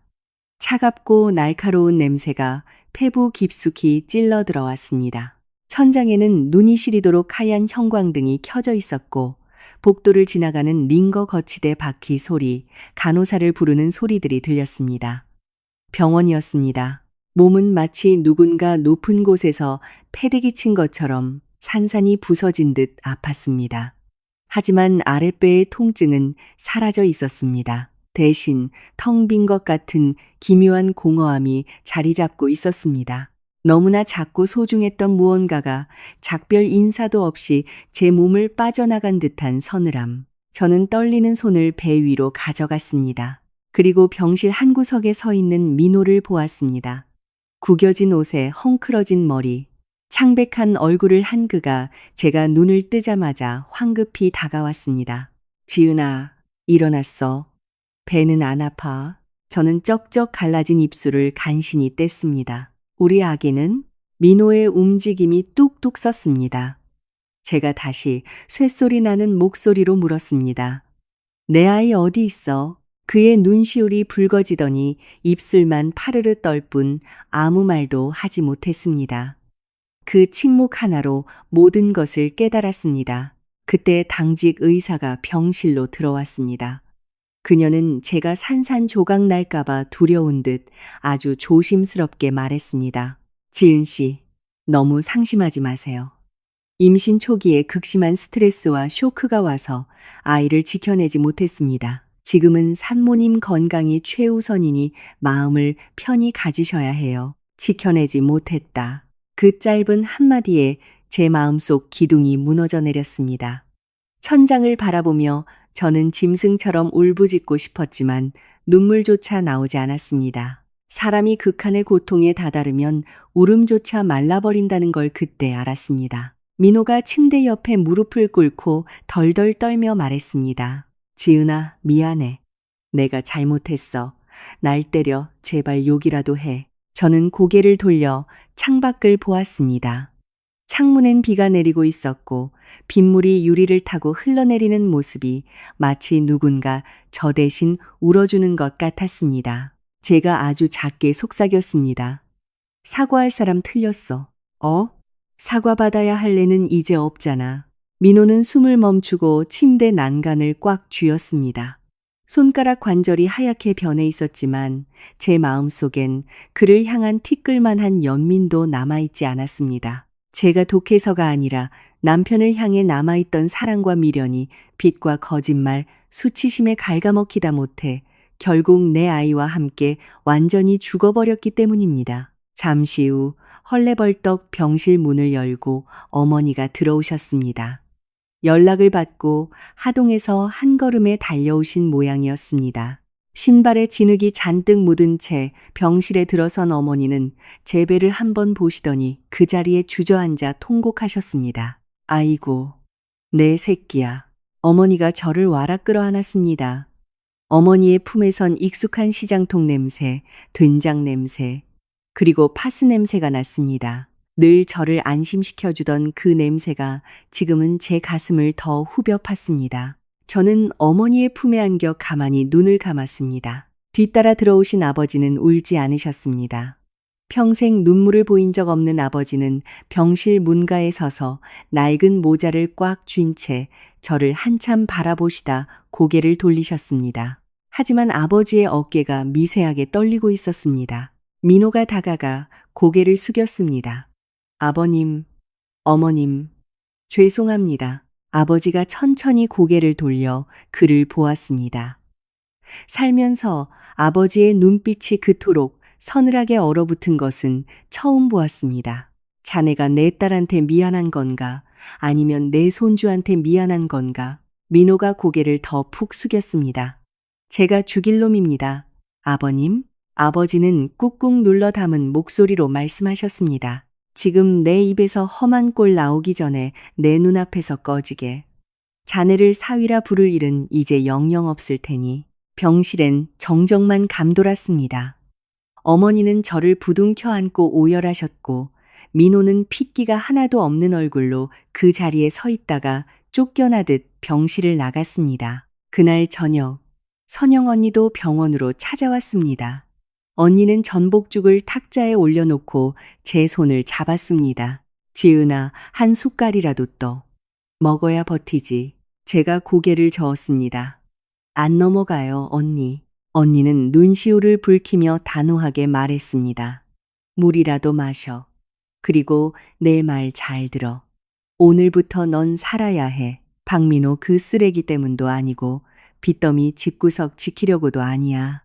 널 위해, 부모님을 위해, 그리고 세상 빛도 못 본 내 아기를 위해서라도 악착같이 살아남아. 그 말이 비수가 되어 가슴에 박혔지만 립에 빠진 저를 끄집어 올려주는 밧줄이 되었습니다. 그날 밤 병실엔 저와 부모님뿐이었습니다. 간이 침대에서 새우잠을 주무시는 어머니를 보며 저는 하얀 병실 천장 불빛을 물끄러미 바라보았습니다. 살포시 제 아랫배에 손을 얹었습니다. 아가, 미안해. 엄마가 사람을 잘못 골라서, 엄마가 너무 바보 같아서 널 지키지 못했어. 눈물이 그제야 비어져 나왔습니다. 비상거리면 어머니가 깨실까봐 숨을 참으며 소리 없이 베개를 적셨습니다. 다음 날 아침 의사 회진 때 저는 차분하게 물었습니다. 선생님, 저 언제 퇴원할 수 있나요? 어머니가 깜짝 놀라며 말리셨습니다. 몸도 덜 추슬렀는데 며칠 더 있어. 제가 어머니를 보며 말했습니다. 엄마, 저 건강해질 거예요. 근데 그 전에 먼저 끝내야 할 일이 있어요. 아버지가 저를 가만히 쳐다보셨습니다. 무슨 생각이냐? 이혼할 거예요.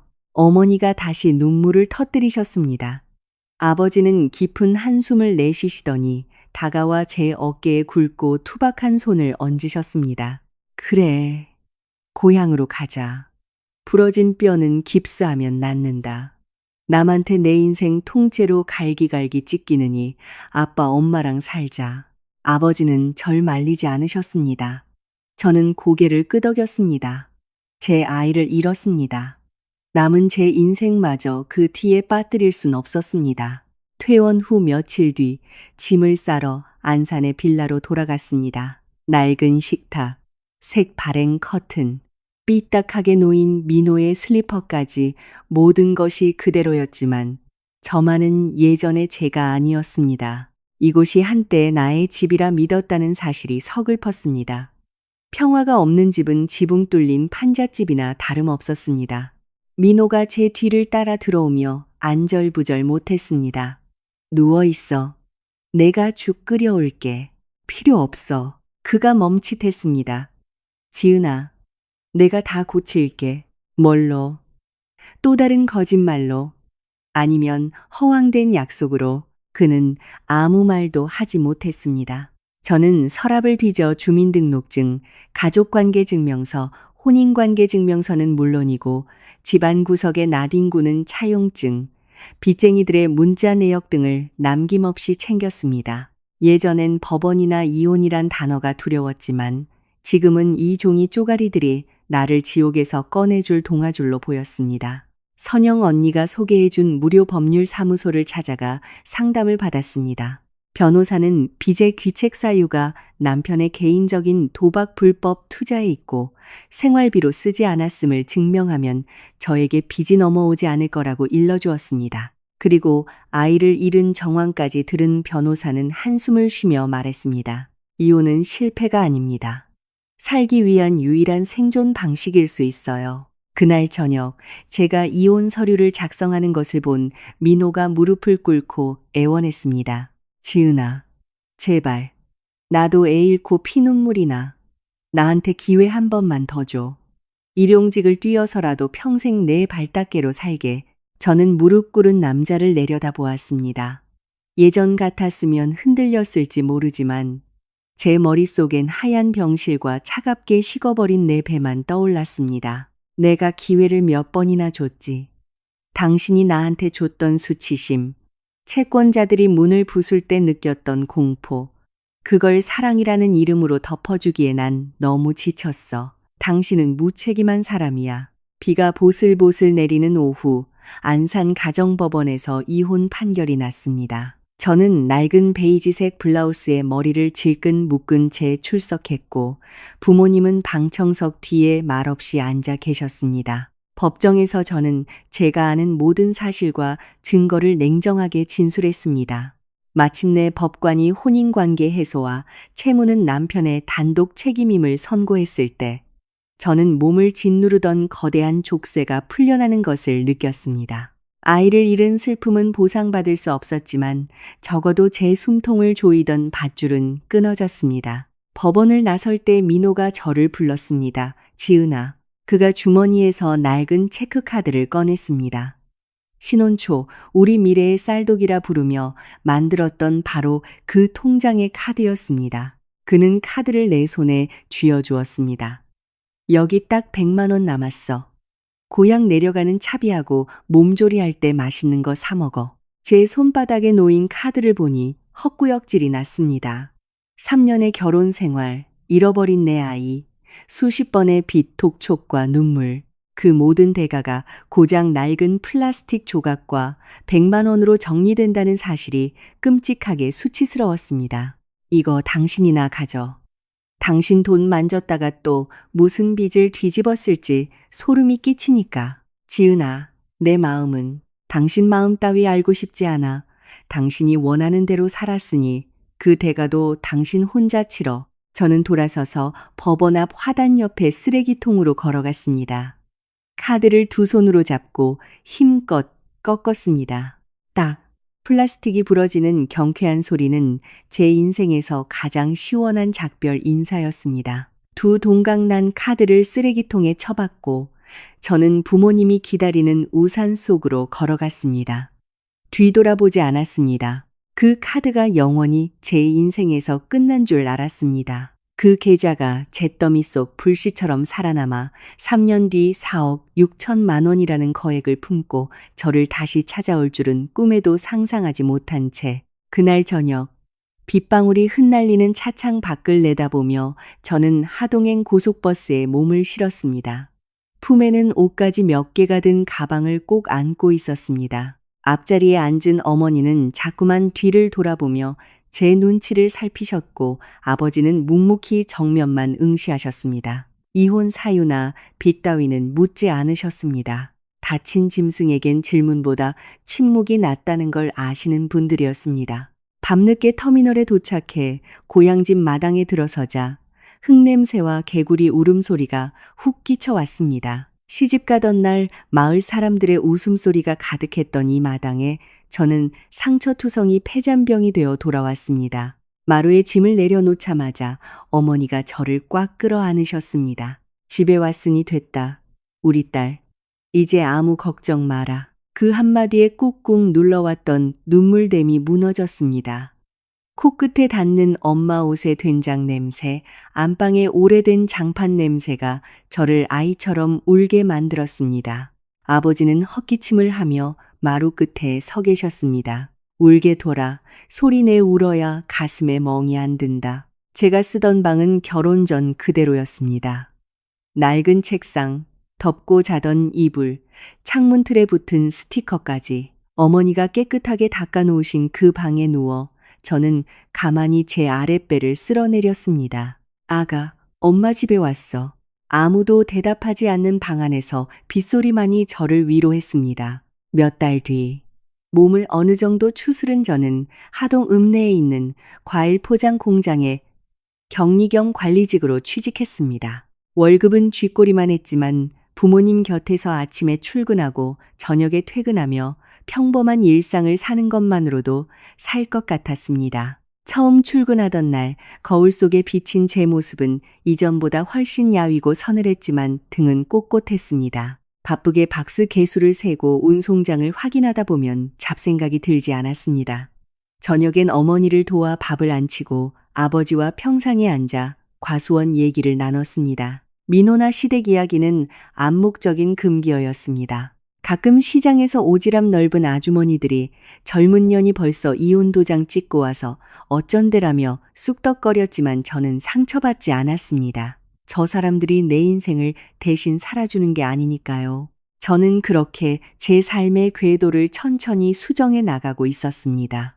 박민호라는 이름은 쓰레기통에 버려진 체크카드처럼 제 머릿속에서 완전히 지워졌다고 믿었습니다. 그런데 이혼하고 반년쯤 지났을 때 모르는 번호로 전화가 한 통 걸려왔습니다. 여보세요? 지은이니? 나 여주 시댁 옆집 살던 정 아주머니다. 순간 등줄기가 뻣뻣해졌습니다.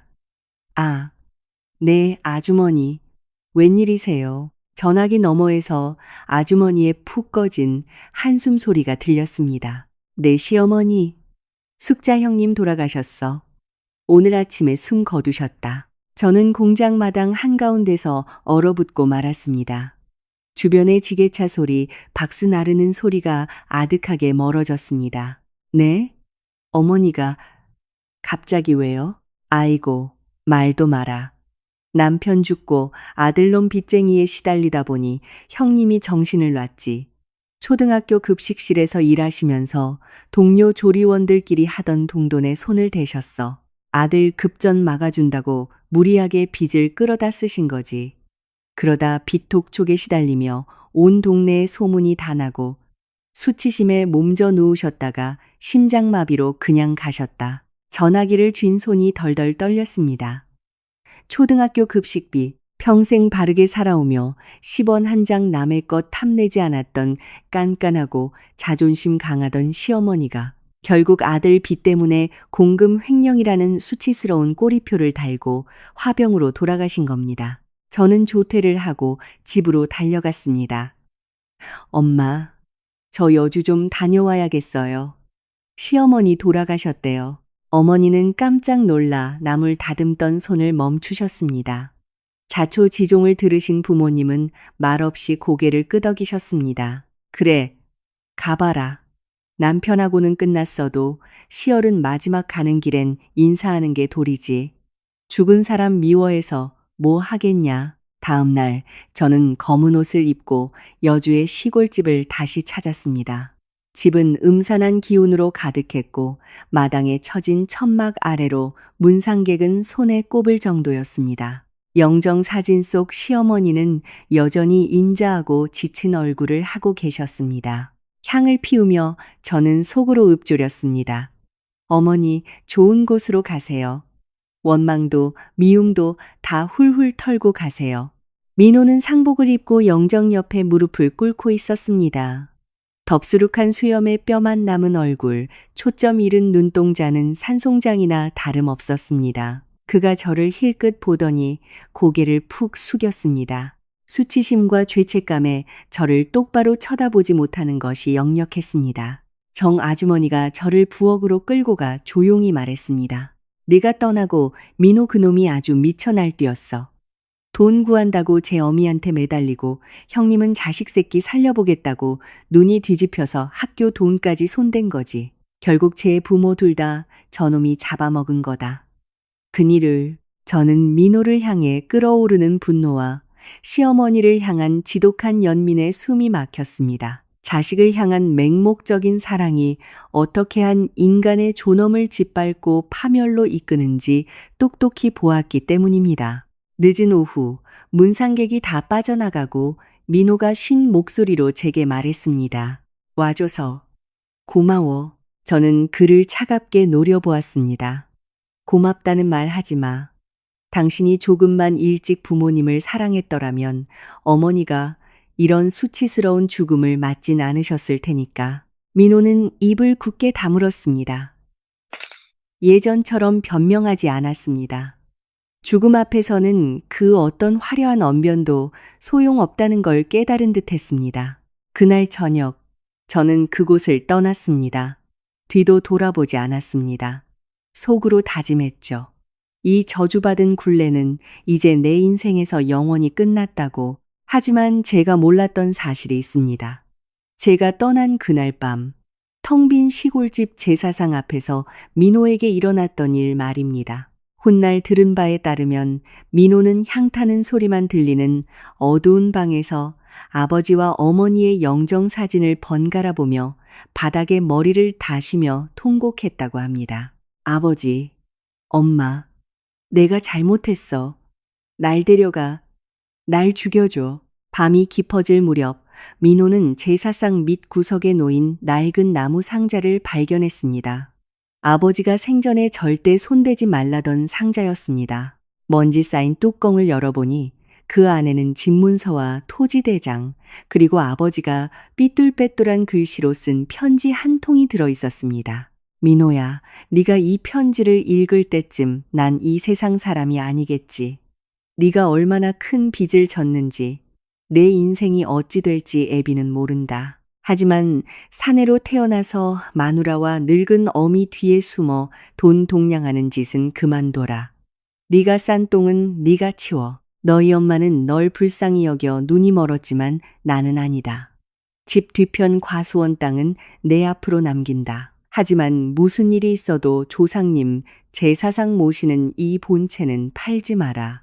네가 사람 새끼라면 빚 다 갚고 이 집구석 지켜라. 지하에서도 지켜보마. 그 편지를 읽고 민호는 밤새 울었다고 합니다. 다음 날 아침, 그는 뒤뜰 감나무 밭을 지나 강가로 갔습니다. 물에 뛰어들어 모든 걸 끝내고 싶었지만 멀리서 들려오는 절의 종소리와 편지에 적힌 사내로 태어나서 네가 싼 똥은 네가 치워라는 아버지의 꾸짖음이 그를 붙잡았습니다. 며칠 뒤 민호는 친척인 태식 아저씨를 찾아갔습니다. 아저씨, 뒷밭 과수원 땅만 좀 사주십시오. 본체는 절대 안 팝니다. 아버지 유언입니다. 태식 아저씨는 혀를 차며 1억 5천만 원의 그 땅을 매입했습니다. 민호는 그 돈을 들고 가장 먼저 채권자들을 찾아가 남은 빚 5천만 원을 전액 상환했습니다. 돈을 갚는 그에게 채권자가 비아냥거렸습니다. 진작에 땅 팔아서 갚지 그랬냐? 사람 피 말리게 하더니. 민호는 아무 대꾸도 하지 않고 고개만 숙였습니다. 남은 돈 1억 원. 민호는 그 돈을 들고 은행으로 갔습니다. 그리고 신혼 초 제가 부러뜨려 쓰레기통에 버렸던 그 계좌 번호를 적어냈습니다. 직원이 이지은 님명의 계좌 맞으신가요? 라고 물었을 때 그는 가만히 고개를 끄덕였습니다. 이혼 서류에 도장을 찍었고 저와는 아무 상관없는 돈이었지만 그는 알고 있었습니다. 돈으로 잃어버린 생명과 깨진 가정을 되돌릴 순 없어도 자신이 저지른 죄악에 대한 양심의 빚은 평생 갚아야 한다는 것을요. 그는 제사상 앞에 1억 원짜리 입금증을 올려놓고 말했습니다. 아버지, 엄마, 빚은 다 갚았어요. 지은이와 우리 아기한테 지은 죄는 제가 평생 갚으며 살겠습니다. 이제 사람답게 살아볼게요.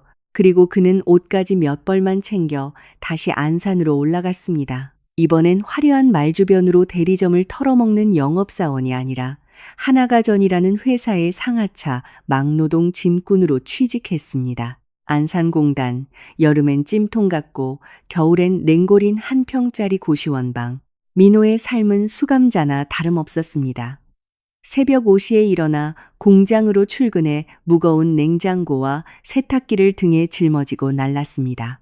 사람들이 무거운 거 피하고 쉬운 일 찾을 때 그는 아무 불평 없이 짐을 졌습니다. 땀범벅이 되어 퇴근하면 고시원에서라면 하나로 끼니를 때웠습니다. 한 번은 같이 일하는 기사님이 물었다고 합니다. 박 씨, 왜 그렇게 미친 듯이 일해? 빚 갚아. 아니면 재혼하게? 민호는 쓸쓸하게 웃으며 답했습니다. 예전에 빚진 게 있어서요.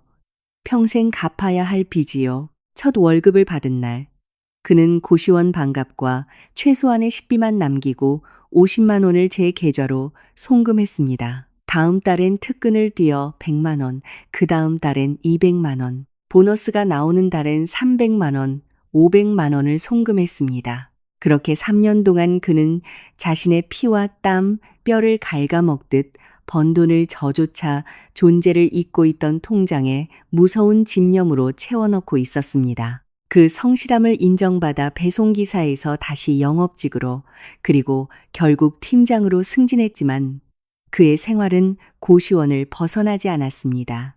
새 스마트폰을 사라는 동료들의 핀잔에도 이 전화기로도 문자 다 오는데 뭐 타러 바꿔요 라며 웃어넘겼습니다. 그는 자신에게 철저히 형벌을 내리고 있었던 것입니다. 다시 은행 앞 서류 봉투를 쥔 채 손이 떨리고 있었습니다. 강 대리가 인수해준 2억 2천만 원짜리 내역서를 보며 저는 그 돈이 하늘에서 떨어진 로또가 아니라 한 남자의 피 묻은 참외록이라는 사실을 깨달았습니다. 이걸 나더러 어쩌라고. 저는 서류 봉투를 구겨질 듯 꽉 쥐었습니다. 분노일까? 슬픔일까? 아니면 지독한 허탈감일까? 저를 배신하고 가족을 파멸로 몰고 간 인간이 이제 와서 이런 식으로 자기 속죄를 하고 있다는 사실이 저를 혼란스럽게 만들었습니다. 저는 어머니께 전화를 걸었습니다. 엄마, 대출 서류에 확인해야 할 게 있어서 안산에 좀 다녀올게요. 늦을지 모르니 먼저 주무세요. 안산?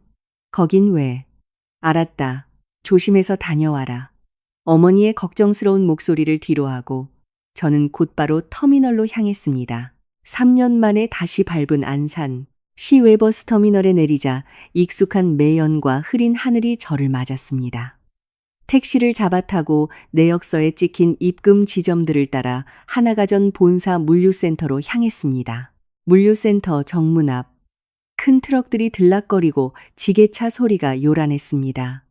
경비실에 다가가 물었습니다. 저기 혹시 여기에 박민호 씨라고 근무하시나요? 경비 아저씨가 명부를 보더니 고개를 끄덕였습니다. 박 팀장님? 아, 지금 창고에서 상하차 돕고 계실 텐데 무슨 일로 오셨소?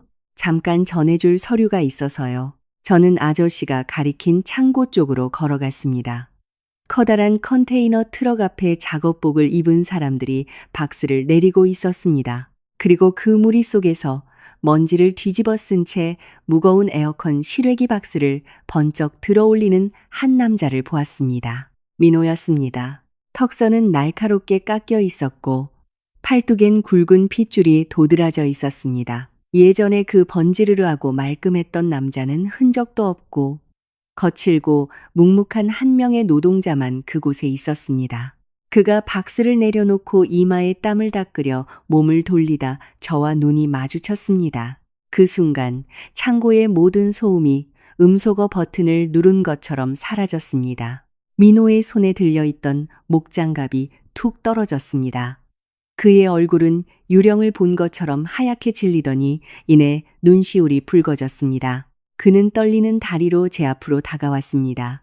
지은아, 저는 가방에서 은행 내역서를 꺼내 그가 쓰고 있던 작업용 팔레트 위에 툭 던졌습니다. 설명해. 그는 종이에 찍힌 숫자를 멍하니 내려다보다가 고개를 푹 숙였습니다. 알게 됐구나. 알게 됐어. 아버님 돌아가시고 남긴 땅판, 돈 1억, 그리고 3년 동안 당신이 죽어라 일해서 보낸 돈. 대체 무슨 꿍꿍이야? 나한테 돈 돌려주고 양심의 가책이라도 덜어보려고? 제 목소리는 날이 서 있었지만 속으론 떨리고 있었습니다. 민호는 두 손을 모아 꽉 쥐었습니다. 그의 손은 굳은 살로 범벅이 되어 있었습니다. 꿍꿍이 없어. 널 다시 잡겠다는 기대도 안 해. 그냥 아버지 유언대로 땅 팔아서 빚 갚고 남은 돈은 원래 내 거니까 돌려준 것뿐이야. 그리고 월급은 내가 너와 우리 아이한테 지은 죄 평생 갚아도 못 갚겠지만 이렇게라도 안 하면 내가 살 수가 없어서 그랬어. 그는 저를 똑바로 쳐다보지 못했습니다. 변명도 하지 않았습니다. 예전에 그 이빠른 소리 하나 없이 투박하고 진실된 절망만이 있었습니다. 저는 눈물이 차오르는 것을 꾹 참았습니다. 당신 혼자 편하자고 나한테 이 짐을 떠넘겨? 이 돈을 내가 어떻게 했어? 내 주군의 목숨값으로 받은 돈 같아서 손도 대기 싫어. 민호가 털썩 무릎을 꿇었습니다. 흙바닥 위였습니다.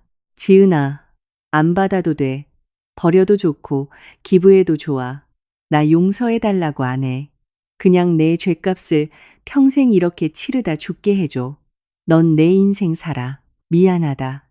정말 미안하다. 저는 무릎 꿇은 그를 한참 동안 내려다 보았습니다.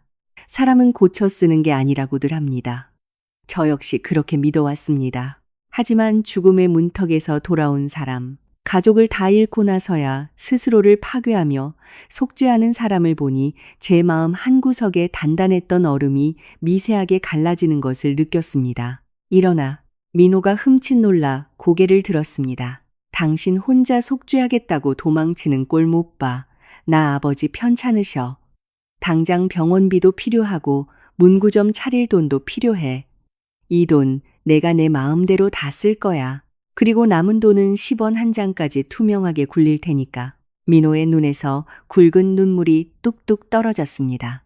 지은아, 오해하지 마. 당신을 용서한 것도 아니고 다시 부부로 돌아가겠다는 것도 아니야.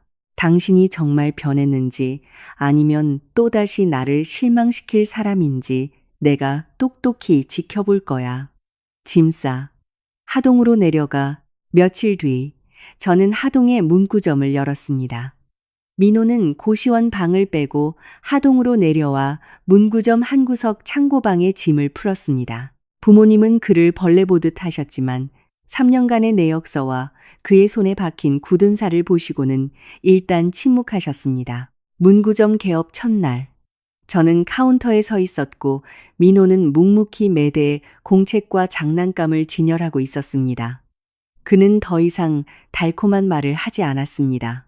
저에게 큰 집을 사주겠다고 허풍을 떨지도 않았습니다. 그저 아침 일찍 일어나 셔터를 올리고 바닥을 쓸고 무거운 짐을 나를 뿐이었습니다. 오후 햇살이 비쳐드는 카운터 위로 민호가 다가왔습니다. 그의 손엔 은행에서 갓 발급받은 새 체크카드가 들려 있었습니다. 지은아, 그가 카드를 조심스레 내려놓았습니다.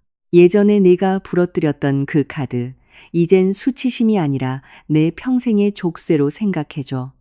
내가 조금이라도 옛날처럼 굴면 이 카드 다시 부러뜨리고 날 가차없이 버려. 저는 그 카드를 가만히 내려다보았습니다. 밖에서는 하동읍 내의 아이들이 웃으며 문구점으로 뛰어들어오고 있었고 가을 바람에 단감나무 잎사귀가 흔들리는 평화로운 소리가 들렸습니다. 제가 입을 열었습니다. 부러진 카드는 다시 붙일 수 없어. 하지만 이 새 카드가 긁힐 때마다 당신은 우리가 얼마나 아픈 대가를 치르고 여기까지 왔는지 뼈저리게 기억해야 할 거야. 민호는 깊게 고개를 끄덕였습니다. 그의 눈은 예전처럼 맑지 않았지만 죄의 무게를 아는 자 특유의 깊고 무거운 진심이 담겨 있었습니다. 구독자 여러분, 깨진 유리는 다시 붙일 수 없습니다. 하지만 그 깨진 조각을 맨손으로 쓸어 담으며 피를 흘린 자만이 다시는 무언가를 깨뜨리지 않기 위해 조심하는 법을 배웁니다. 저는 민호를 완전히 용서했을까요? 저도 잘 모르겠습니다. 하지만 2억 2천만 원이라는 숫자에 담긴 그의 3년치 참회는 그가 다시 사람이 되기 위해 몸부림친 흔적이었습니다. 저는 그가 평생 제 곁에서 그 죗값을 치르도록 똑똑히 지켜볼 생각입니다.